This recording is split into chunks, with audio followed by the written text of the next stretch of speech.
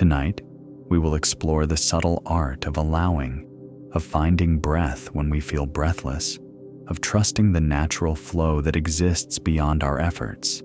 There is nothing you need to do, nothing to fix, no one you need to become in this moment. Simply rest. If this path calls to you, I invite you to subscribe and join us for many more journeys into quiet wisdom. Let us begin this journey together. Take a gentle breath now, feeling the air fill your lungs, and then release it slowly, letting go of any lingering tension. In a village nestled by a winding river, where the rhythm of daily life was tied to the earth and its seasons, there lived a man named Kiran. Kiran worked at the blacksmith's forge, his days defined by the steady pump of the bellows, breathing life into the hungry fire. The village itself was a quiet tapestry of earth and sky, a place where the air was always soft, carrying the faint, comforting scent of wood smoke from hearths and forges, damp earth after a morning shower, and the sweet, wild perfume of blooming herbs from the hillsides. Sunlight, when it found its way through the leaves of ancient trees, dappled the paths worn smooth by generations of feet, paths that wound between simple dwellings of stone and packed earth, their thatch roofs softened by moss. Mornings often began with a soft mist, a milky veil that clung to the hillsides, slowly burning away as the sun ascended, revealing a sky of clear, gentle blue. Evenings were marked by the golden light that spilled across rooftops, a warm embrace before deepening into the hushed grays and purples of twilight, accompanied by the gentle chorus of crickets and the distant, soft call of an owl. In this place, the sounds of life were woven into the very fabric of peace, the rhythmic thump-thump of the blacksmith's hammer echoing from Kiran's forge, the quiet scrape of leather being prepared in a nearby workshop, the soft swish of a broom across a stone courtyard, the distant lowing of cattle in the pastures, and the ceaseless murmuring song of the river as it flowed over smooth stones. There were no harsh sounds, no jarring lights, only the gentle, persistent hum of life lived in harmony with the natural world. It was a place of quiet industry, patient observation, and a deep, often unspoken understanding, where a profound peace, a quiet resilience, and a subtle, ever-present wisdom permeated the very air.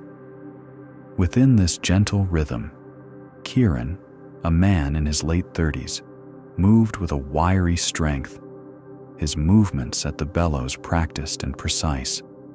His face was often smudged with charcoal from the forge, a dark mark against his earnest skin, and his short dark hair was perpetually damp with sweat, not only from the heat of the roaring fire, but also, it seemed, from some unseen exertion.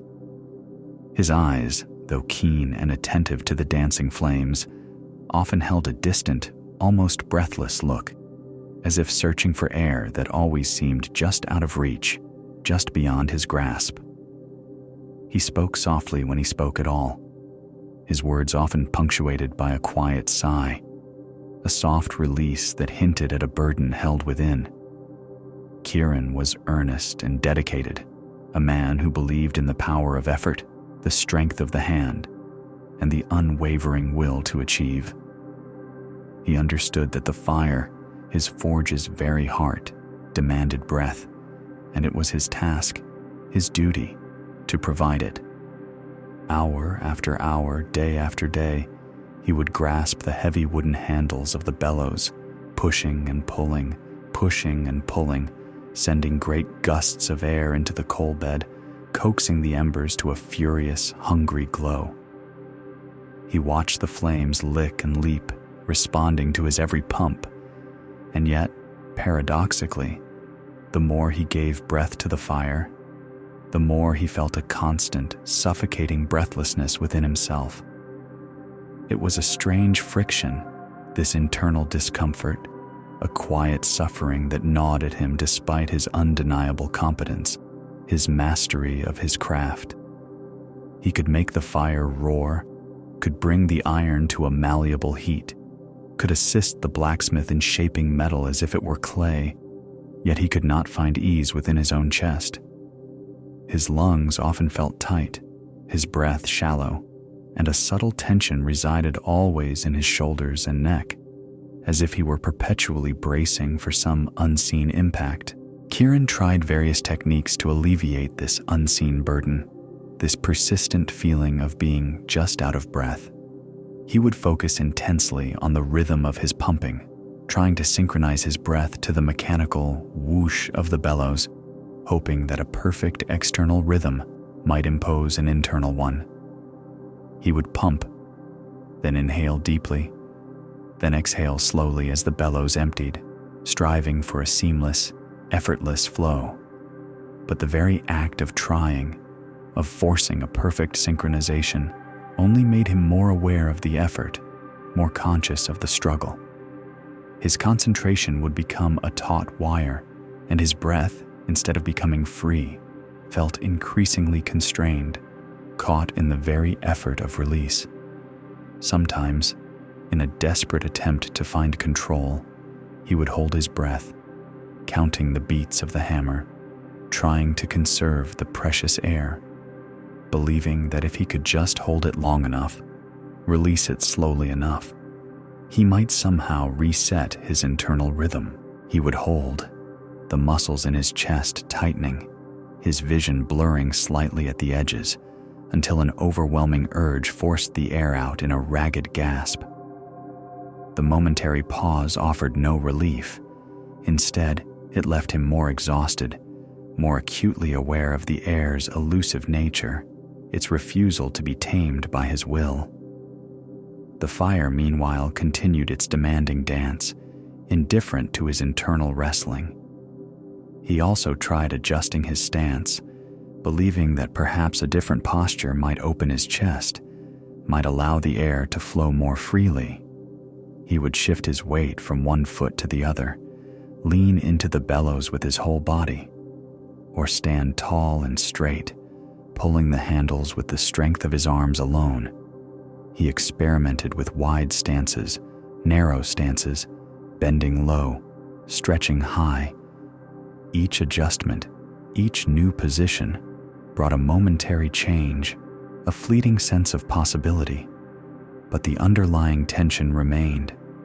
The effort simply shifted from one part of his body to another, a new ache replacing an old one, a different strain manifesting as the breathlessness persisted, a quiet hum beneath the sounds of the forge. His dedication, though admirable, bordered on forcing, a silent belief that greater effort, more strenuous attempts, would somehow bring greater ease. He pushed, he pulled, he strained, convinced that if he just tried hard enough, the elusive breath, the quiet contentment, would finally settle within him. And sometimes, in the quiet corners of the forge, or simply passing by on the path outside, a figure moved with unhurried grace. The old master, his silver hair thin, his eyes holding a deep, calm wisdom that seemed to have witnessed countless seasons, would move with a slow, deliberate step, often leaning gently on a smooth walking stick. He rarely offered direct advice, but his presence itself was a subtle invitation, a quiet question. He might pause near the forge, his gaze resting on the dancing flames or on Kieran's earnest, sweating face, before continuing on his way. His observation was silent, profound, hinting at a deeper understanding that transcended the visible efforts of the blacksmith and his tireless bellows pumper. His quiet presence was a still point amidst Kieran's frantic activity, a silent beacon that seemed to suggest that some truths were found not in striving, but in simply being, simply observing, simply allowing. Kieran, though he saw the old master, rarely engaged him directly. His mind was too consumed with the mechanics of breath, the endless pursuit of air, the constant feeling that something was just out of reach. He remained caught in his diligent but strained relationship with his work, a skilled individual struggling with an internal friction despite his external competence. His days were a testament to effort, a quiet symphony of pushing and pulling, of trying to master the very air he breathed, never quite finding the full, unburdened inhalation he so desperately sought. The fire roared, the iron softened, the work continued, and Kieran, the bellows pumper, continued his earnest, breathless search for ease. His days continued, a ceaseless ballet of effort, a quiet symphony of pushing and pulling, of trying to master the very air he breathed, never quite finding the full, unburdened inhalation he so desperately sought. The fire roared, the iron softened, the work continued, and Kieran, the bellows pumper, continued his earnest, breathless search for ease. The insistent feeling of being just out of reach, of always needing more, persisted like a faint, unsettling hum beneath the rhythmic clang of the hammer. He would wake each morning with a tightness in his chest, a subtle clenching that seemed to anticipate the day's demands, even before he reached the forge, before his hands touched the sturdy wooden handles of the bellows. The familiar sensation of breathlessness would begin to creep in, a quiet tightening that felt both physical and unseen. He tried to outpace it, to outwit it, convinced that if he could just work harder, faster, more efficiently, he might finally conquer this elusive internal foe. He poured himself into his task, his brows furrowed in concentration, his muscles straining with each pull and push, each forceful gust of air into the greedy heart of the forge. He would observe the blacksmith, a man of quiet strength, working with a steady, practiced rhythm, his hammer rising and falling with an almost meditative grace. Kieran admired this, envied it even, for his own movements, though precise, felt always on the edge of frantic, driven by an invisible whip of urgency. He longed for that same quiet dignity, that sense of unhurried command over his craft. But the harder he strived for it, the more elusive it became. His breath felt like a separate entity, something he had to chase, to capture, to force into submission, rather than a natural, inherent part of himself. The air, it seemed, was his relentless adversary, and he, its tireless pursuer.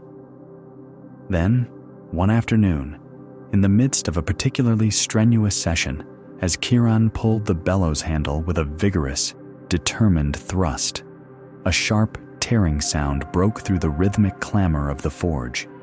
It was a sudden, unwelcome rip, a harsh, violent protest from the sturdy leather. The bellows, for years a faithful companion, groaned in surrender. A jagged, gaping tear, stark and dark against the worn hide, now rendered it useless.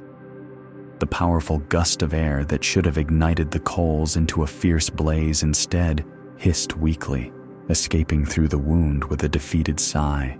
The fire, deprived of its forced breath, began to dwindle almost immediately. The vibrant, hungry flames retreated, shrinking back into themselves, transforming into a dull, sullen glow. The air, once so fiercely commanded, now refused to obey. Kieran stood frozen, the heavy wooden handle still clutched in his hand, his chest heaving not from effort, but from the sudden, unexpected halt. The silence that followed the tear was profound, thick with the absence of the bellow's rhythmic whoosh, the quiet defeat of his own efforts. His entire body, accustomed to the relentless cycle of pushing and pulling, felt strangely light, yet utterly disoriented. The frantic rhythm that had defined his days had been abruptly, forcefully, broken. The blacksmith, a man of few words, simply nodded, a silent acknowledgement of the broken tool. He did not scold, nor did he rush. Instead, with a quiet patience that seemed to emanate from his very being, he turned from the forge and moved towards the wide, arched doorway of the smithy. The afternoon wind, a gentle, unseen force, drifted lazily through the opening, carrying the scent of damp earth and distant wood smoke. The blacksmith took a small, handheld fan, not to force a mighty gale, but to guide the subtle currents of the natural air towards the dying embers. Kieran, initially frustrated by the interruption, found himself watching. He had no choice but to watch, for his primary tool lay broken, his usual method of intervention impossible.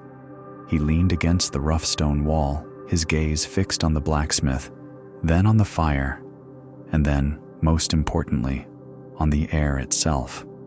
The blacksmith moved slowly, deliberately, a subtle shift of his body, a gentle angling of the fan. He was not creating air, not forcing it into existence, but merely allowing the wind that already moved through the doorway to find its way to the coals. And then, something remarkable began to happen. Without Kieran's strenuous pumping, without the violent gusts of his bellows, the fire began to respond. Slowly, tentatively at first, then with a growing confidence, the embers glowed brighter. A tiny flame flickered into being, then another, dancing and weaving with the natural currents of the breeze.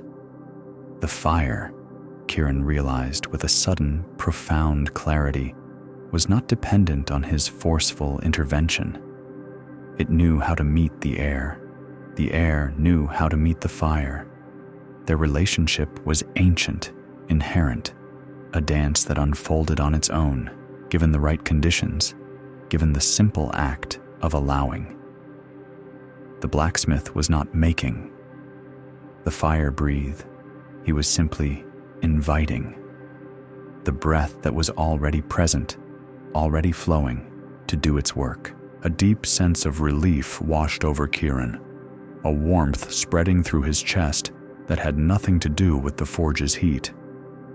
He had been so consumed with forcing, with chasing, with trying to create what already was. He had believed that his effort was the source of the fire's breath, when in truth, he was merely an instrument, and often an instrument out of tune with the natural harmony. The breath he had so desperately sought, the ease he had yearned for, was not something to be captured, to be mastered, or to be forced into submission. It was simply there, always available, a constant, gentle current, waiting to be allowed.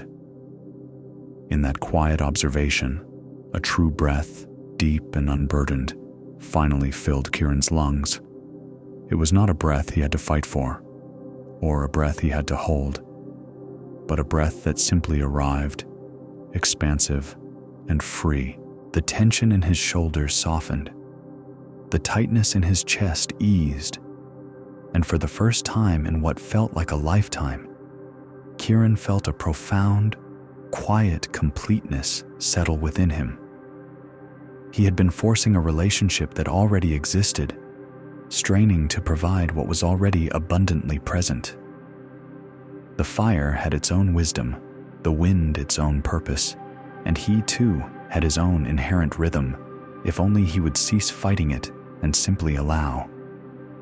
We often find ourselves, like Kieran, striving and struggling, believing that greater effort will bring greater ease, that forcing will lead to freedom.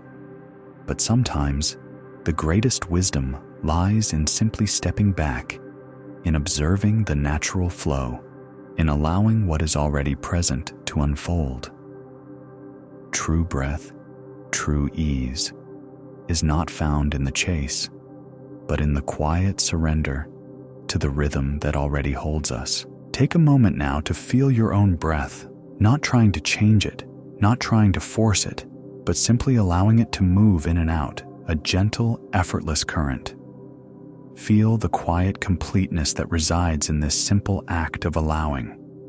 As Kieran began to learn the subtle art of allowing, to find his true breath and surrender, our path now leads us to another corner of the village, a place where vibrant hues are born from the earth itself.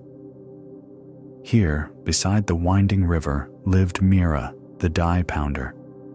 She was a woman in her early 40s, her hands perpetually stained with the most vibrant purples and deep reds, a beautiful, almost startling contrast to her often somber expression. Her dark hair, usually pulled back in a simple braid, was practical, keeping out of her way as she worked, and her homespun clothing was often smudged with earthy pigments, a testament to her dedication. Mira moved with a quiet grace, her shoulders slightly stooped from years of pounding berries and roots, grinding pigments into fine, rich powders. She was a master of her craft, able to coax the most astonishing colors from the most unassuming plants. The deep indigo from woad leaves, the fiery crimson from madder root, the sunny yellow from turmeric. Her skill brought vibrancy to the village's fabrics, to the garments worn by her neighbors, to the ceremonial cloths that adorned the communal spaces. Yet, despite her hands being perpetually adorned with these brilliant hues, despite her daily immersion in the creation of color, Mira felt a profound inner lack of color, a quiet, persistent sense of emptiness within herself. She spoke with a low, thoughtful voice, often asking questions of herself, questions that hinted at a yearning for something more, a desire for a vibrancy she felt she lacked. "Where does the color truly go?" she would murmur, watching a freshly dyed cloth drying in the sun. "Does it stay within the threads, or does it fade, leaving only a memory of its brilliance?" She looked at her own hands, stained with the day's work, seeing the external proof of her craft, but feeling no corresponding inner glow. It was as if she poured all the color she possessed into the world, leaving none for herself. Mira carried this quiet burden, this internal colorless emptiness, with a deep sense of resignation. Her journey, she knew, was one of realizing her inherent wholeness, of discovering that true color came not from what she extracted and applied, but from a source that resided far deeper within herself. But for now, she continued to pound, to grind, to stain her hands with the colors she so diligently brought forth, all the while feeling a subtle, undeniable emptiness where she longed for her own vibrant hue. The rhythmic thump, thump, thump of Mira's pestle against the stone mortar was a constant, earthy heartbeat in her small workshop. Dust motes danced in the shafts of sunlight that pierced the doorway, illuminating the vibrant powders she carefully ground.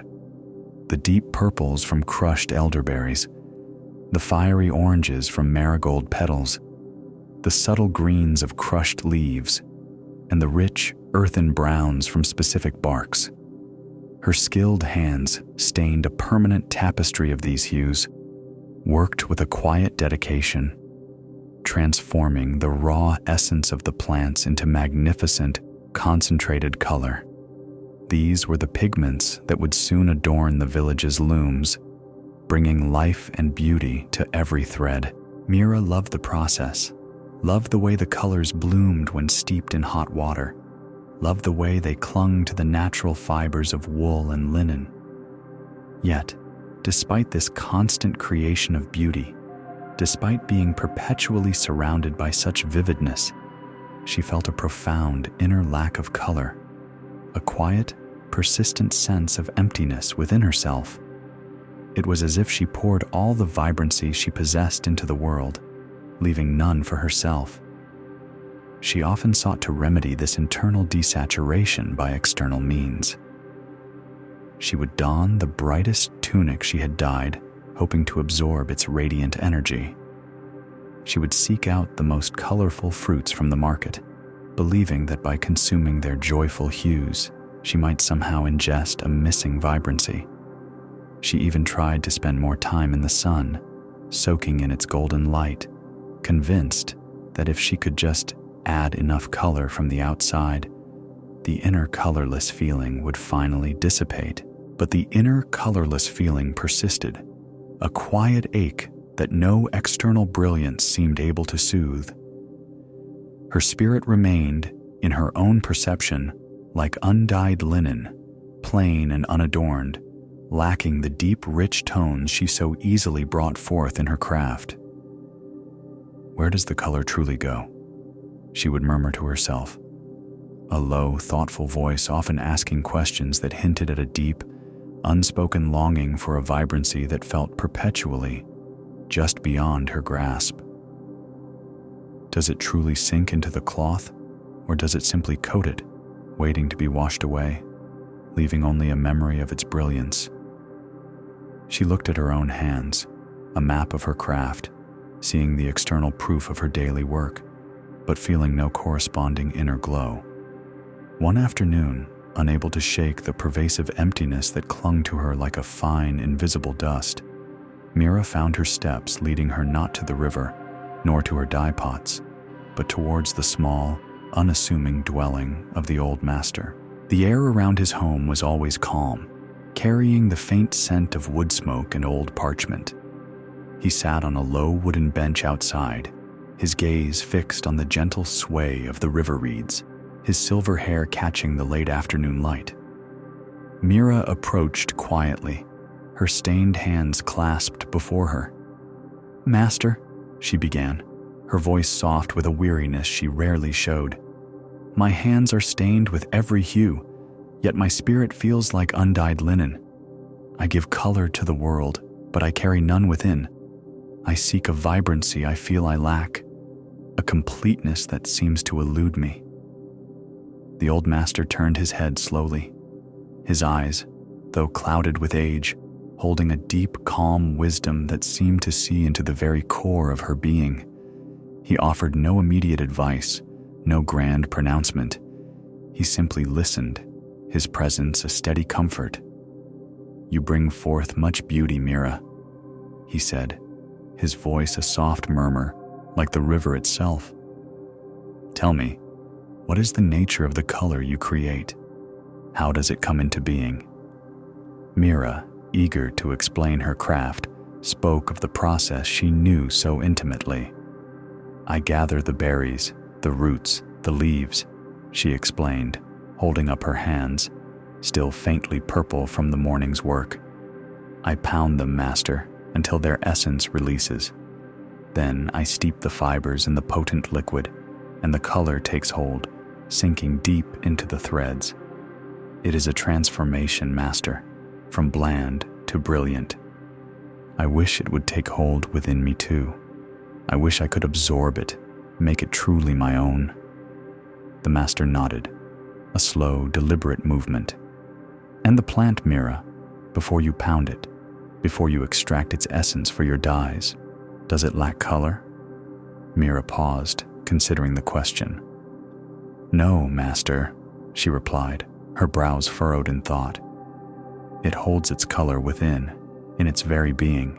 The green of the leaf, the red of the berry, they are simply there, complete in themselves. And the river," the master continued, his gaze returning to the flowing water, "when it carries away the excess dye, the water that is no longer needed, does the river itself become colorless? Does it lose its essence?" Mira looked towards the river, watching the clear, sparkling water flow past. "No," she said, her voice softer now.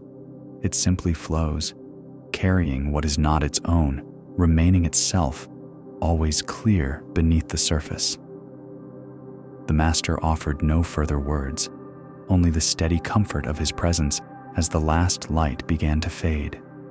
He merely sat, allowing the quiet truth of his questions to settle around Mira, inviting her to look deeper, not just at the surface of her craft, but into the inherent nature of color itself, and perhaps into the inherent nature of her own being.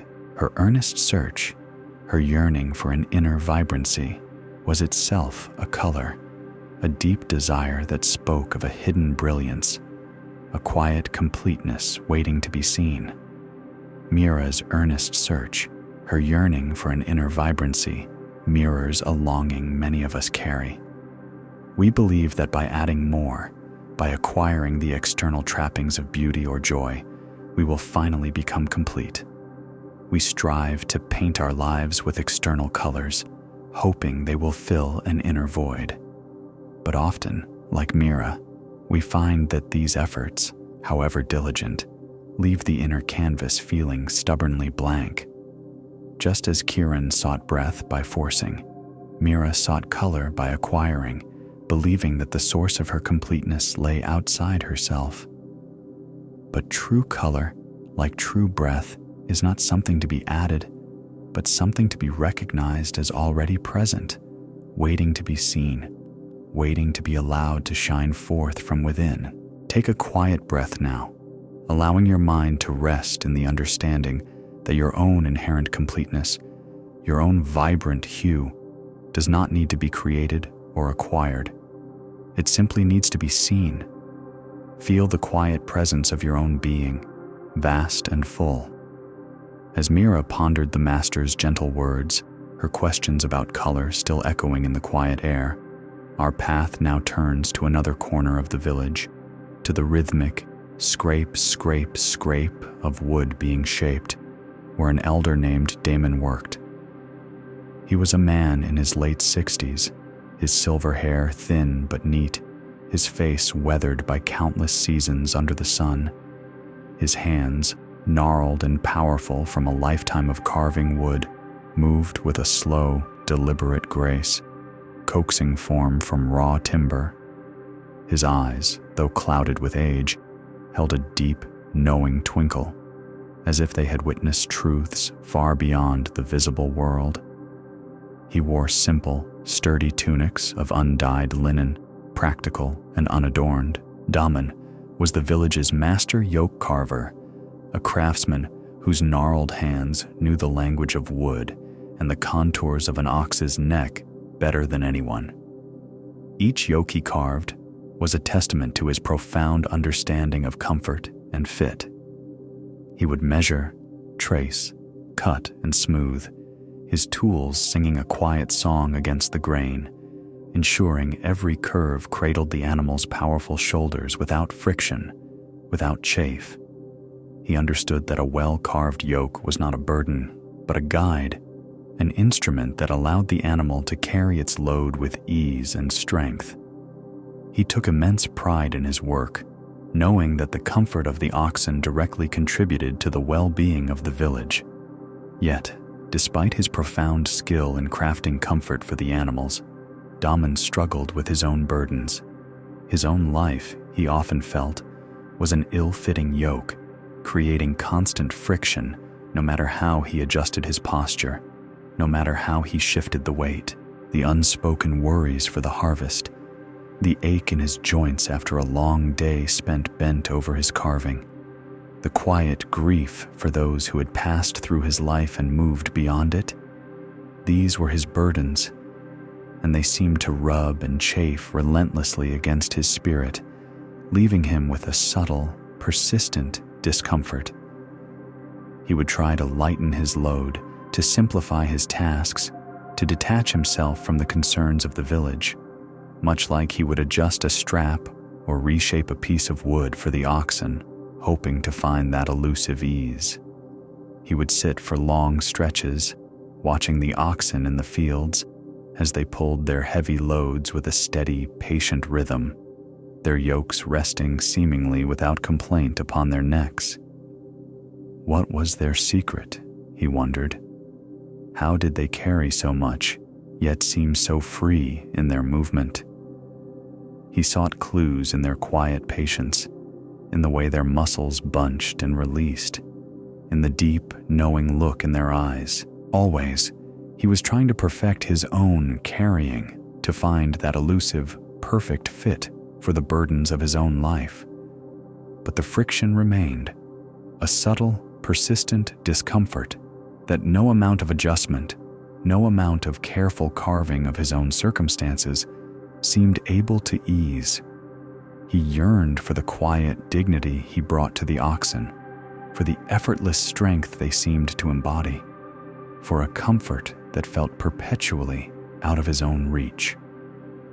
The morning after her conversation with the master, Mira rose with the sun, the air still cool and damp from the night. The village was stirring, a quiet symphony of distant bird calls and the gentle lowing of cattle. Her hands, though washed, still held the faintest trace of yesterday's indigo, a whisper of blue against her skin. A quiet unease had settled in her heart overnight, a feeling that something had shifted, yet remained just out of reach.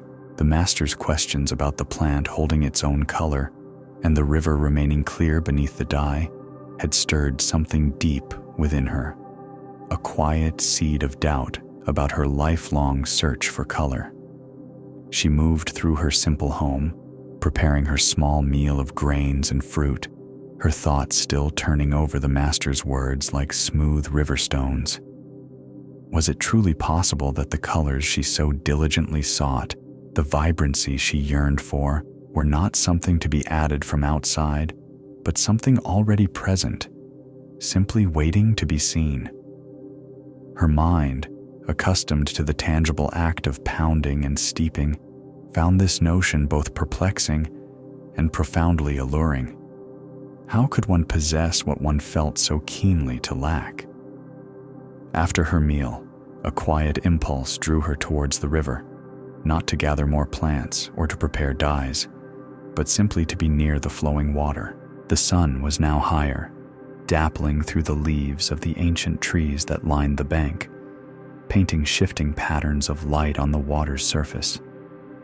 She knelt by the edge, the cool, clear water inviting her touch. Without conscious thought, she plunged her hands into the gentle current, letting the cool liquid swirl around her fingers, washing away the last lingering traces of the morning's mist. As she rubbed her hands together, a faint purple bloom began to unfurl from her skin, diffusing into the water. It was the residue from yesterday's work, a subtle stain that had resisted her usual hurried washing. She watched, captivated, as the vibrant hue swirled and danced for a moment, then softened, stretched thin, and finally melted into the transparent flow, becoming one with the river itself. And underneath, revealed anew, were her own hands, her own natural skin, neither vibrant nor dull, simply hers. They were not colorless, not blank, but held their own inherent hue, subtle and alive. In that simple, unforced act of washing, in the quiet unfolding of color into water, a profound understanding blossomed within Mira. Her heart, which had felt so empty and colorless, now filled with a soft, undeniable peace. She had spent a lifetime seeking to absorb color, to imbue herself with vibrancy from the outside, believing that she lacked it. She had worn bright clothes, eaten colorful foods, surrounded herself with the rich tapestries she created, all in an earnest attempt to fill a perceived void. But in this quiet moment by the river, she realized that her true color, her inherent vibrancy, had always been there, beneath the surface, beneath the stains of her striving, beneath the belief that she needed to add anything at all. Her completeness was not something to be acquired. It was inherent. Her own natural hue, like the clear river beneath the dye, was a quiet truth that needed no embellishment, no external source. The beauty she created in her craft was not just a reflection of the plants, but a manifestation of the color that resided within her own being, a vibrancy that simply flowed, needing only to be recognized and allowed. A soft, knowing smile touched her lips, a smile that held the depth of a new, quiet understanding. The yearning for inner vibrancy, that deep desire she had carried, was not a sign of lack, but a beacon, guiding her back to the wellspring of color that had always resided within. Mira's quiet revelation, born from the simple act of washing her hands in the river, offers us a gentle reflection on our own earnest searches. We, too, often look outside ourselves for the very things we believe we lack. We strive to add more, to acquire qualities, to earn a sense of worthiness or completeness, believing that these external additions will finally fill an inner void. But Mira's journey reminds us that true color, like true breath, is not something to be created or acquired. It is something to be recognized as already present, inherent in our very being. Like the river, always clear beneath the dye, our own completeness does not diminish, no matter how much we believe we are lacking. It simply waits for us to see it, to allow it to be. Take a quiet breath now, allowing your mind to rest in this understanding. Feel the subtle, inherent vibrancy of your own being, already complete, already whole. There is nothing to add, nothing to fix, nothing to seek. Simply rest in the quiet presence of your own color, already shining from within. As Mira found her soft peace by the river, our path now turns back to the rhythmic scrape, scrape, scrape of Damon's carving tools, a sound that spoke of careful shaping and endless refinement. Damon, the village's master yoke carver, continued his diligent work, his powerful, gnarled hands moving with a lifetime's wisdom. Each piece of wood he selected, each curve he coaxed from the grain, was a testament to his understanding of comfort, of how to make a burden feel light and a task feel eased.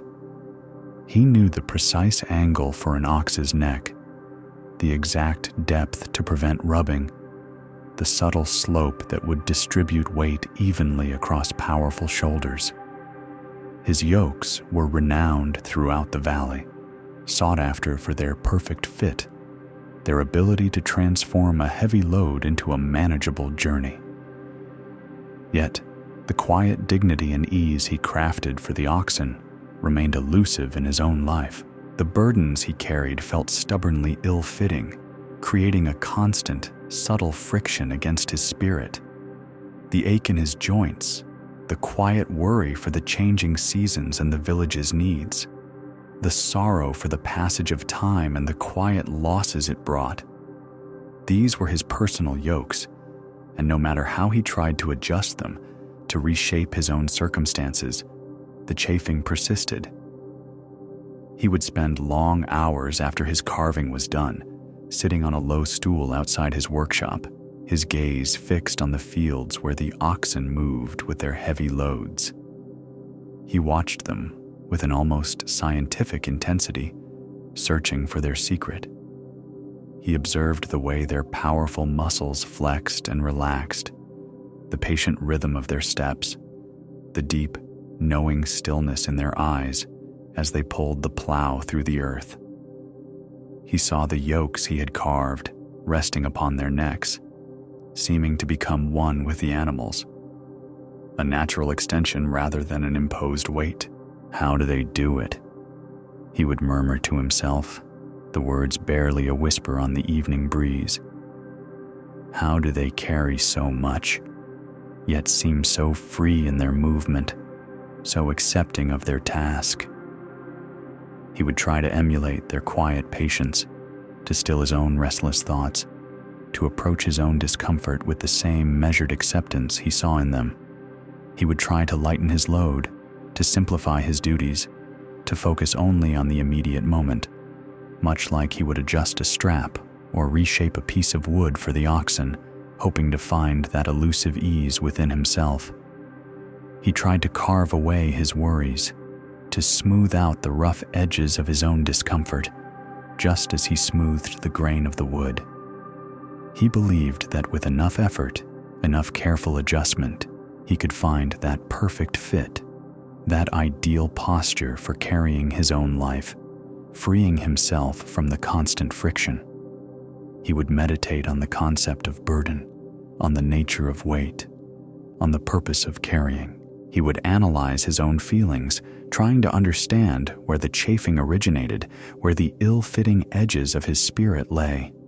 He sought clues in the ancient texts, in the quiet wisdom of the village elders, in the very movements of the natural world around him. But the friction remained, a subtle, persistent discomfort that no amount of self-carving, no amount of careful adjustment of his own circumstances seemed able to ease. He yearned for the quiet dignity he brought to the oxen, for the effortless strength they seemed to embody, for a comfort that felt perpetually out of his own reach. He continued to observe, to analyze, to strive, always trying to perfect his own carrying, to find that elusive perfect fit for the burdens of his own life, convinced that with enough effort, he would finally sculpt his spirit into a state of unburdened ease. He watched, as he always did, with a quiet intensity that sought to unravel the very essence of carrying.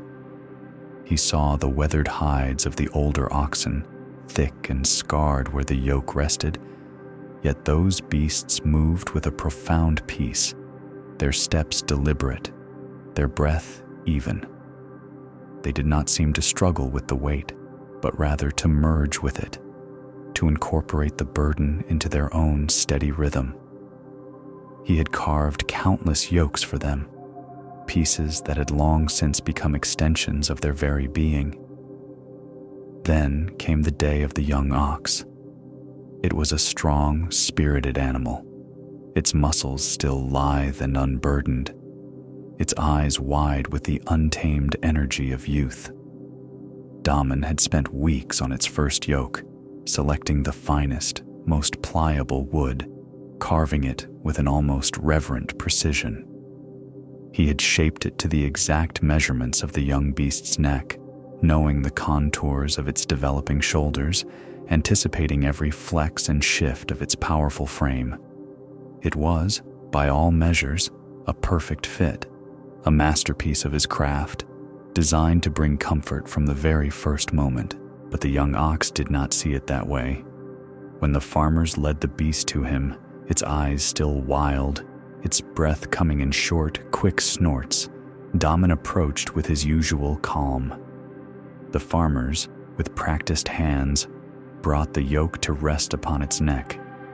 Immediately the ox tensed, its ears flattened, its head strained upwards, then sideways, shaking violently. It pulled against the ropes that held it, its hooves digging into the soft earth, a low, guttural protest rumbling from its chest. The perfectly carved wood, meant to cradle in comfort, became, in that moment, an object of fierce resistance, a symbol of unwelcome imposition. Deepen watched, not with judgment, but with a deep, quiet observation. He saw the farmers patiently speaking to the ox, their voices low and soothing. They did not try to force the yoke more tightly, nor did they remove it. They simply held the animal, allowing it to struggle, allowing it to protest against the unfamiliar weight, the unaccustomed pressure. The ox bucked and strained, its youthful strength spent in a futile battle against the unyielding wood. Its muscles bunched, its hide trembled, its breath grew ragged. The perfect fit was, for the ox, a source of profound discomfort, precisely because it resisted it so completely. Minutes stretched into what felt like an eternity. The sun climbed higher, casting long, sharp shadows from the struggling beast. Deepen remained still, his gnarled hands resting on his knees, his eyes never leaving the scene. He saw the farmers offer a handful of sweet grass, which the ox, in its fury, ignored. He saw their unwavering patience, their quiet understanding that this was a necessary passage, a moment not to be rushed or forced, but to be endured. Slowly, imperceptibly at first, the frenzy began to recede. The ox's struggles grew less violent, its snorts less sharp.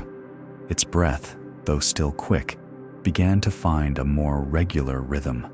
Its head, instead of straining upward, began to lower, heavy and tired, under the weight of the yoke. There was a pause, a long, drawn-out moment of stillness, as if the animal had simply exhausted its capacity for resistance. Then, with a soft sigh that seemed to escape from the very depths of its being, the young ox lowered its head fully. The yoke settled.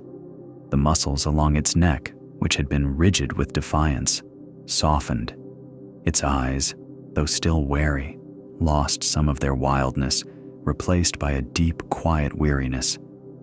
The farmers, seeing this subtle shift, gently released the ropes that had held it. The ox stood for a moment, unmoving, the yoke now resting naturally. Then, tentatively, it took a step, then another. The steps were slow, deliberate, unhurried. There was no more bucking, no more straining. The burden was still there. The wood still rested on its neck, but the resistance was gone. The ox was no longer fighting the very thing meant to guide it, meant to allow it to fulfill its purpose. It was simply carrying. And in that simple act of carrying, without resistance, it moved with a quiet dignity, a nascent freedom that Daman had never before truly understood. A profound stillness settled over Daman, deeper than any silence he had ever known. He felt as if a lifetime of striving, of meticulous carving, of endless adjustment had led him to this single quiet moment.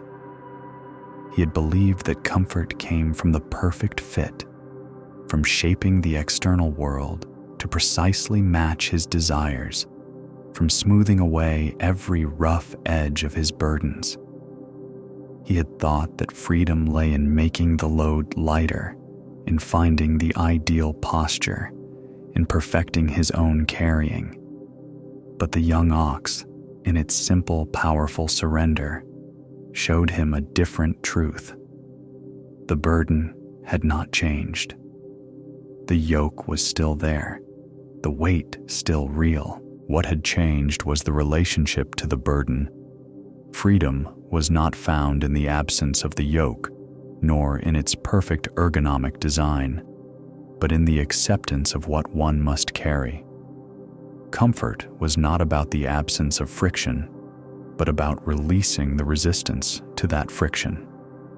It was about allowing the weight to settle, about letting go of the fight, about merging with the task rather than constantly trying to adjust away from it.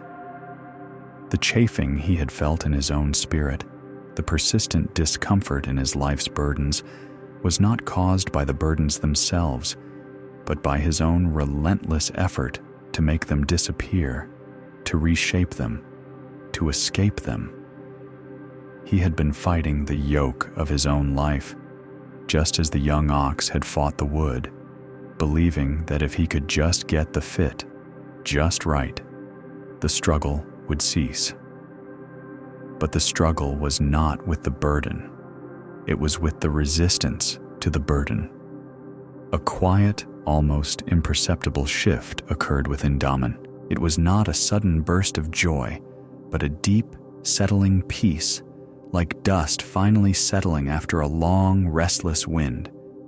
His shoulders, which had carried a subtle tension for decades, seemed to ease. His gaze, once so intently focused on observation, now held a quality of gentle acceptance. He still saw the burdens of life, the aches, the worries, the sorrows, but he no longer saw them as problems to be solved, as ill-fitting yokes to be endlessly adjusted. He saw them simply as what was to be carried, and in that seeing, without the need to change or fix, came a quiet dignity, a profound sense of ease that had always eluded him. He stood, his old bones moving with a new, unburdened grace, his hands, still gnarled, now resting with a quiet confidence that spoke of a wisdom far beyond the crafting of wood. Daman's quiet journey, culminating in the patient observation of a young ox, offers us a profound teaching on the nature of burdens and the true meaning of freedom. We, too, often resist the yokes of our own lives, the responsibilities, the challenges, the pains, the inevitable passages of time. We expend vast amounts of energy in trying to adjust, to reshape, to escape these burdens, believing that if we could just find the perfect fit, the ideal circumstance, we would finally be free. We struggle against the very things that are meant to guide us, to shape us, to allow us to move through our lives with purpose. But Damon's insight reminds us that true comfort is not the absence of carrying, but the acceptance of what must be carried. Freedom is not found in endless adjustment, nor in the eradication of our burdens, but in the release of our resistance to them.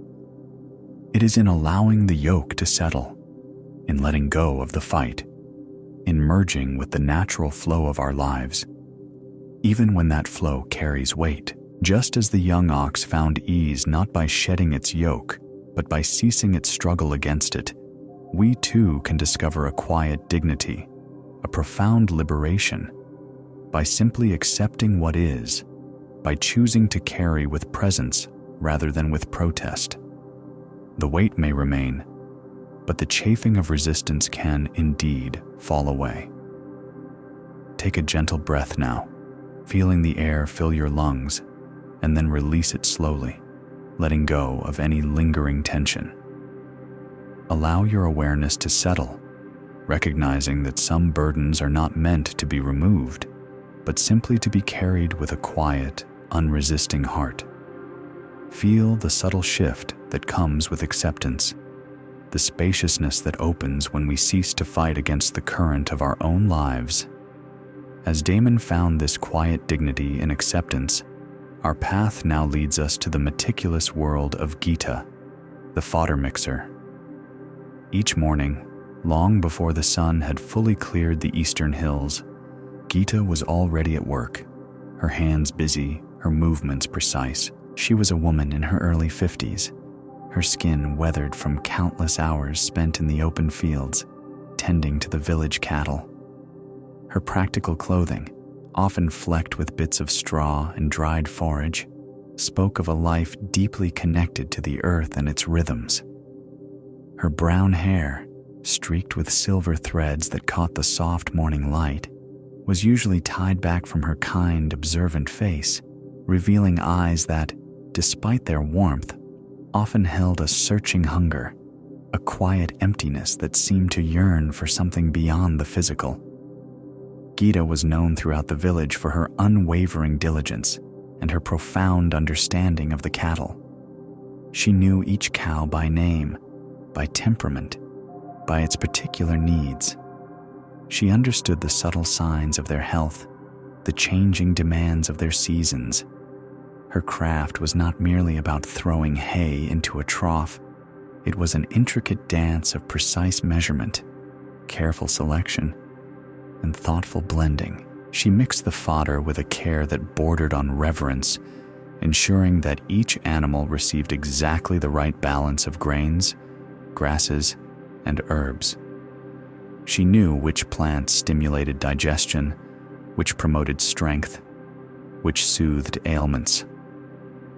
Her mixtures were renowned for producing the healthiest, most contented herds in the valley. She would spend hours gathering the choicest grasses from the meadows, carefully sifting through dried grains, pounding specific root vegetables into a fine meal, all to create the perfect blend. The air around her workshop was always rich with the earthy scent of hay, the sweet smell of oats, and the subtle fragrance of dried herbs. She took immense pride in her work, in seeing the cattle thrive under her care, their hides sleek, their eyes bright, their movements strong and purposeful. She understood nourishment with an almost intuitive grasp, knowing the intricate needs of life, knowing how to provide sustenance in its most complete form. And yet, despite her profound skill in nourishing others, Gita carried within herself a persistent, unfillable hunger. It was not a hunger of the stomach, though she ate regularly and mindfully. It was a deeper yearning, a quiet emptiness that food never seemed to satisfy, no matter how wholesome or carefully prepared. She would sit after her own simple meals, feeling a subtle ache, a sense that something vital was still missing, that a deeper nourishment eluded her. She would observe the cattle as they devoured the fodder she had so painstakingly prepared, their jaws moving with a rhythmic, contented chewing.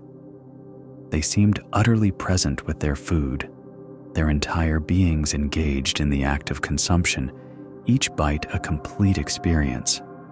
She envied their simple, unwavering satisfaction, their ability to be utterly full. What is it that they know? She would wonder silently, that I do not? She tried to mimic their deliberate chewing, to focus intently on each morsel she ate, to savor every flavor and texture. She tried to analyze her own hunger, to understand its root, to pinpoint the exact nutrient or quality she felt was missing. She would eat more, then less. She would try to find special, rare ingredients, believing that some elusive element held the key to her inner emptiness. She would read ancient texts on nourishment, on the body's needs, on the spirit's sustenance, seeking an answer to the gnawing void. But the hunger remained, a quiet companion, a subtle echo of lack that no external remedy, no amount of careful preparation or mindful consumption seemed able to silence. She yearned for the deep, quiet contentment she saw in the cattle, for a sense of inner fullness that felt perpetually out of her own reach.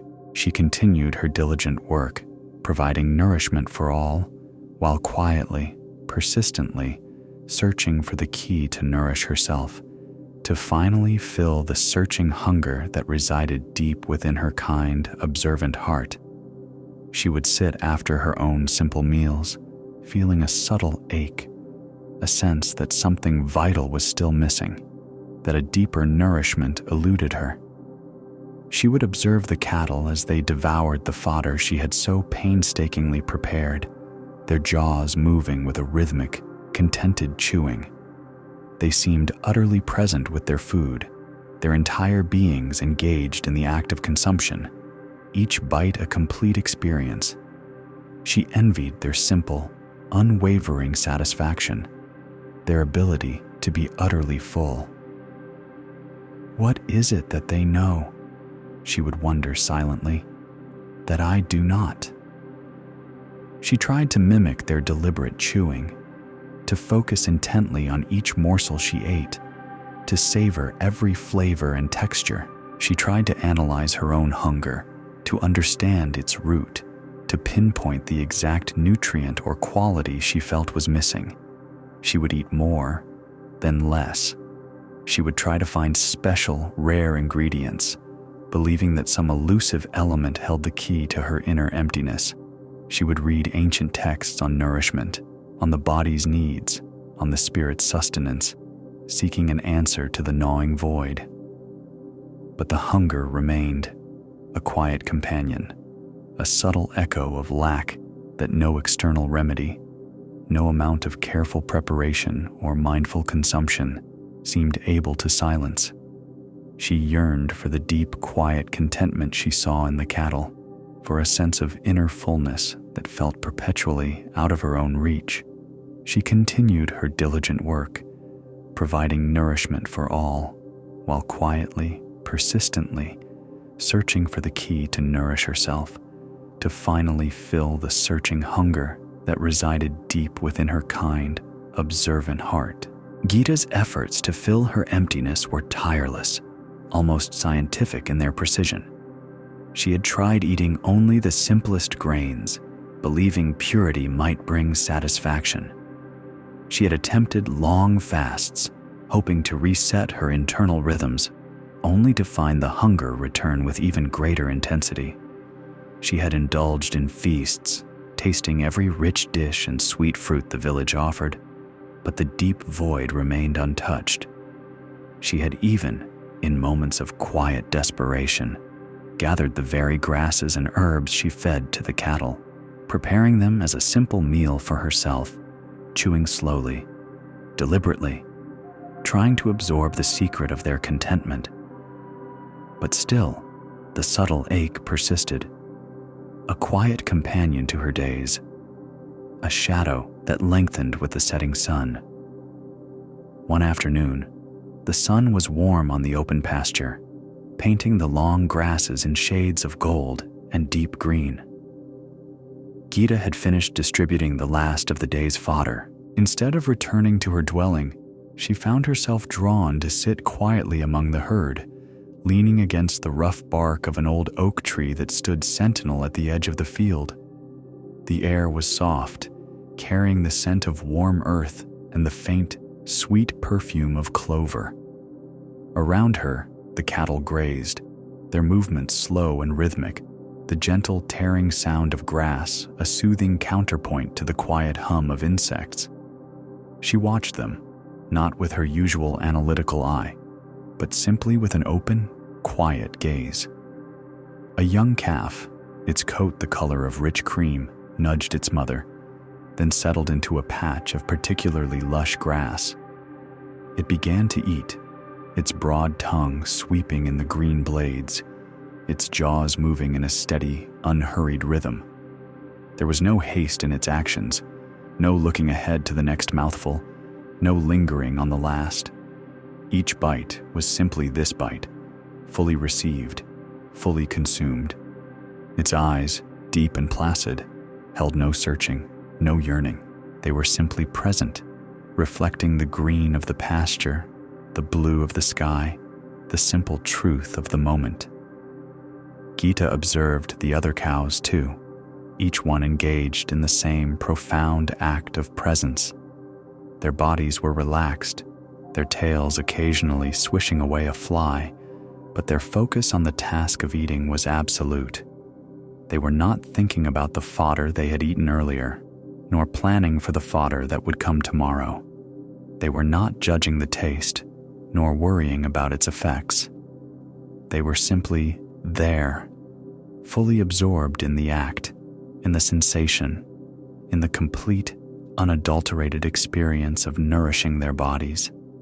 It was as if their entire beings had merged with the grass, with the act of chewing, with the very essence of sustenance.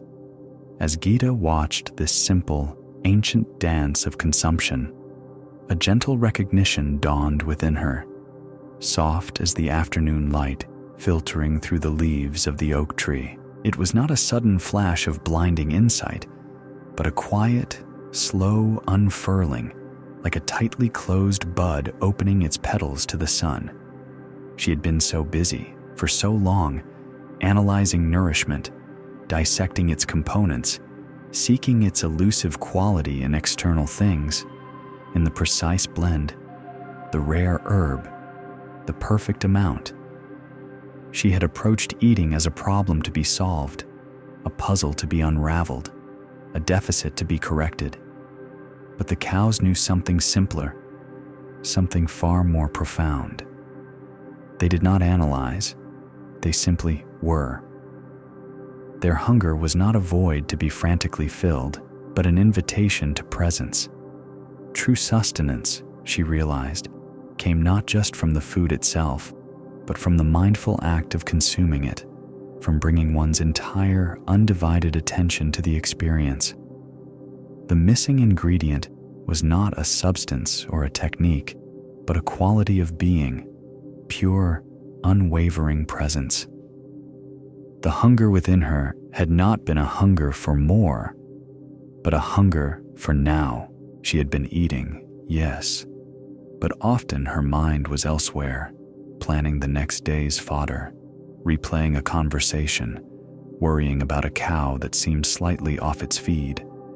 Her body was at the meal, but her spirit was often adrift, searching, analyzing, longing for a future fullness that never quite arrived. The cows had taught her that the deepest nourishment, the most profound satisfaction, was found in the complete surrender to the act itself, in allowing oneself to be fully immersed in the present moment of consumption. A profound, quiet stillness settled over Gita then, like the evening mist that often cradled the valley. The subtle ache that had been her constant companion began to recede, not vanishing entirely, but losing its sharp edge, softening into a gentle hum of contentment. It was as if the very act of being fully with the cows, fully with their simple truth, had begun to fill the emptiness she had so long carried. She felt a lightness in her chest, a spaciousness that had been absent before. The world around her, the rustling leaves, the lowing of a distant cow, the warmth of the sun, all seemed sharper, more vibrant, imbued with a quiet, inherent completeness. She had sought to fill herself, but she had discovered that she was already full, if only she chose to be present. Gita's quiet journey, culminating in the patient observation of the village cattle, offers us a profound teaching on the nature of nourishment and the true meaning of satisfaction. We too often carry a subtle, unfillable hunger, a sense of something vital missing, despite our best efforts to consume, to acquire, to achieve. We busy ourselves with the what and the how much, meticulously planning our meals, our days, our lives, believing that the right combination, the perfect ingredient, will finally bring us lasting contentment.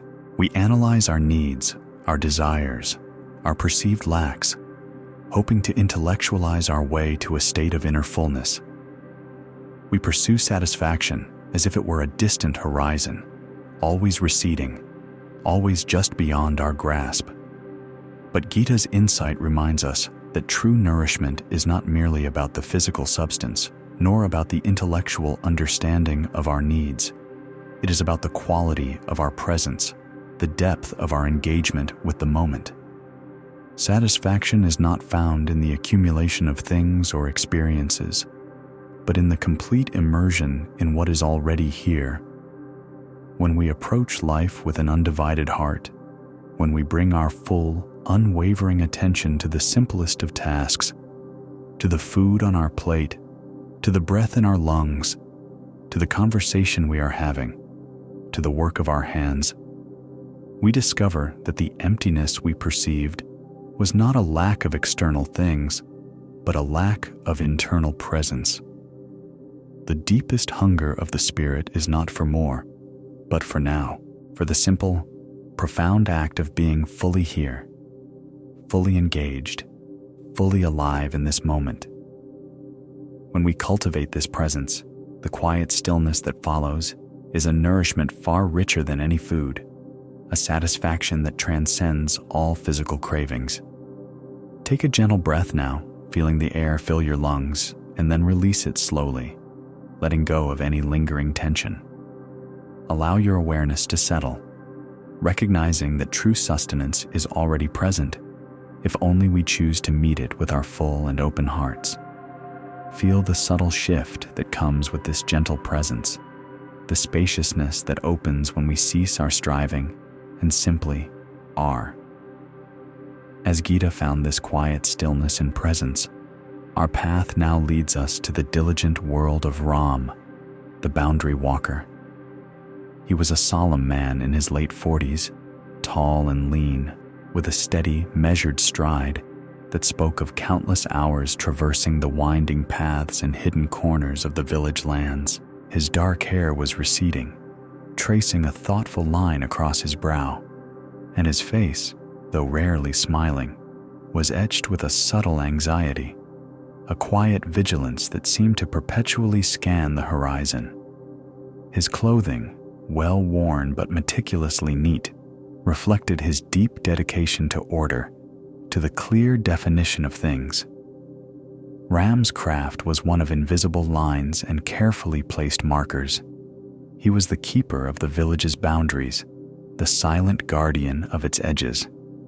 Each season, he would walk the perimeter of the village lands, from the highest ridge where the ancient pines stood sentinel, down to the meandering river where the reeds grew thick, and across the open fields where the wild poppies bloomed. With a knowing eye, he would inspect the subtle cairns of stones, moss-covered and worn by time, that marked the agreed-upon limits of the village. He would ensure that no stone had shifted, no marker had fallen, that the lines remained clear and undisputed. He carried a small, leather-bound map, not because he needed it to find his way. His feet knew every contour, every rise and dip of the land, but as a ritual, a tangible representation of the order he so deeply valued. He understood the profound importance of boundaries, not just for the allocation of land, but for the very fabric of community, for the peace that came from knowing where one thing ended and another began. Without clear edges, he believed, there was only confusion, dispute, and ultimately, dissolution. He would spend hours meticulously clearing overgrown paths along the boundary lines, ensuring that the invisible limits remained visible, even if only to his own discerning eye. He would replace a fallen stone with careful precision, feeling the weight of its history in his hands. He knew the stories of old disputes, of times when the lines had blurred, and the quiet harmony of the village had been disturbed. His work was a silent vow against such chaos, a steadfast commitment to maintaining the integrity of all things. And yet, despite his unwavering dedication to defining and upholding the external boundaries of the village, Ram carried a pervasive, unsettling anxiety within himself. He worried that his own internal edges were dissolving, that his sense of self, his very being, was somehow blurring and fading. It was a subtle, insidious fear, a quiet dread that gnawed at him, whispering of an impending formlessness. He felt as if the clear lines that defined him were becoming indistinct, melting away like mist in the morning sun. He would wake some nights with a feeling of boundless unease, a sense of being without anchor, without definition. He would look into his own reflection in the still water of the river and feel a strange detachment, as if the image he saw was somehow less solid, less real than it ought to be. He would try to solidify his own thoughts, to define his own purpose, to clearly delineate his own existence. But the feeling of dissolution persisted, a constant, quiet tremor in his spirit.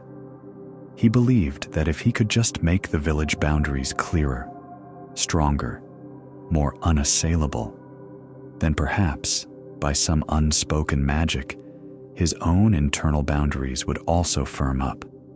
He would spend extra hours reinforcing markers, drawing new, more detailed maps, even tracing the lines in the dust with his walking stick as he walked.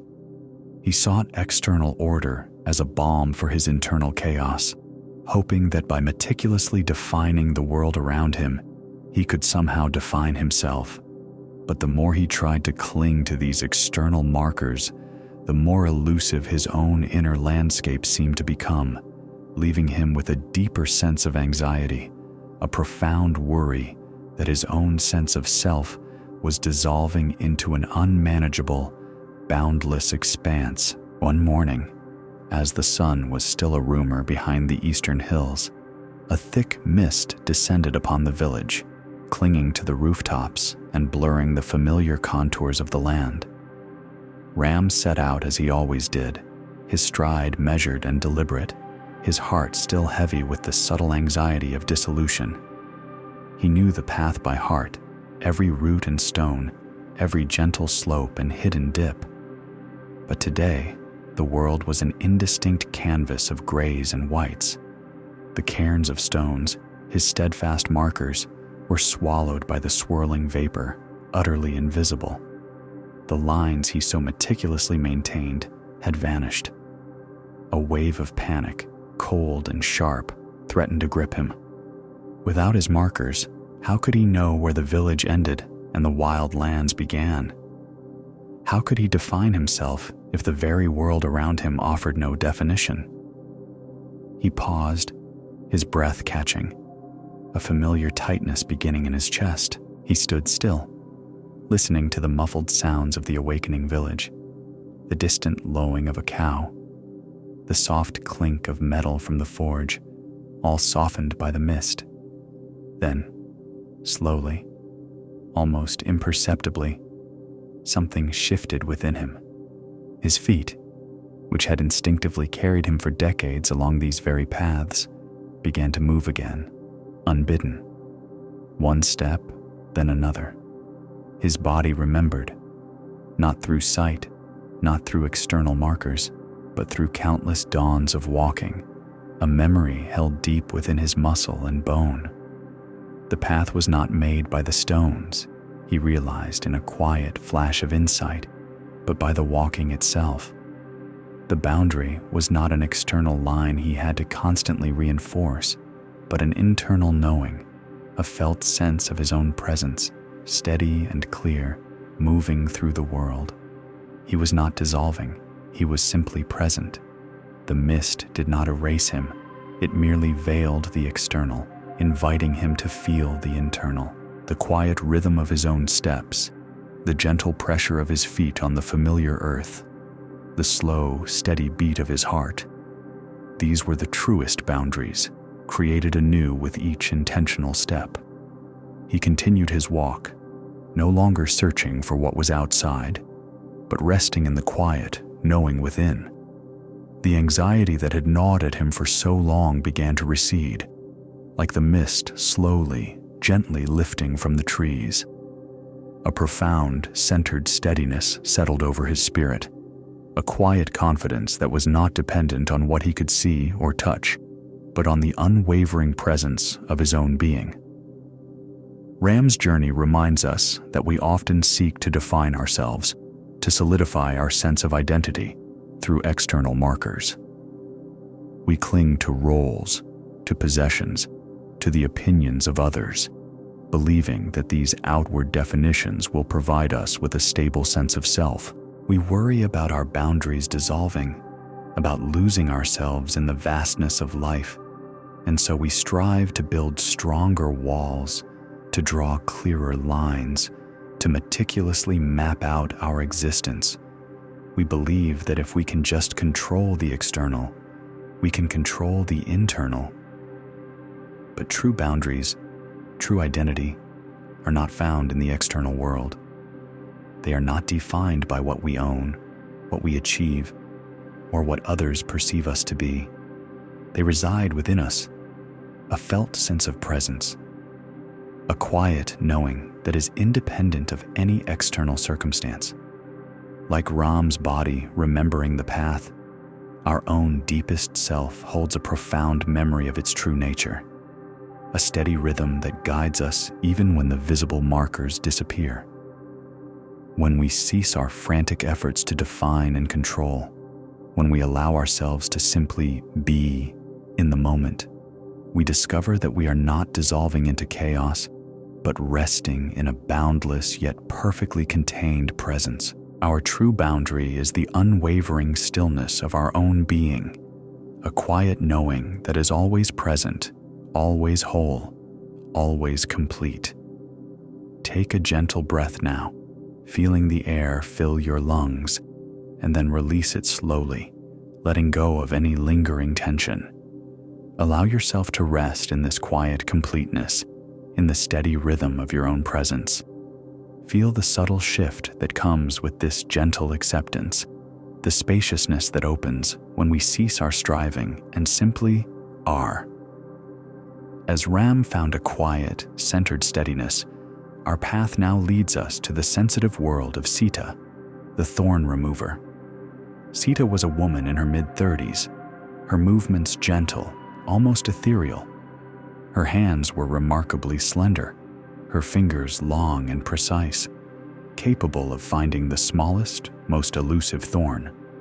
Her nails were always clean, meticulously cared for, a testament to the delicacy of her craft. Long, dark hair often fell over her shoulders as she leaned over a foot, her gaze focused, compassionate, yet often carrying a subtle shadow of phantom pain, as if pricked by invisible thorns of her own.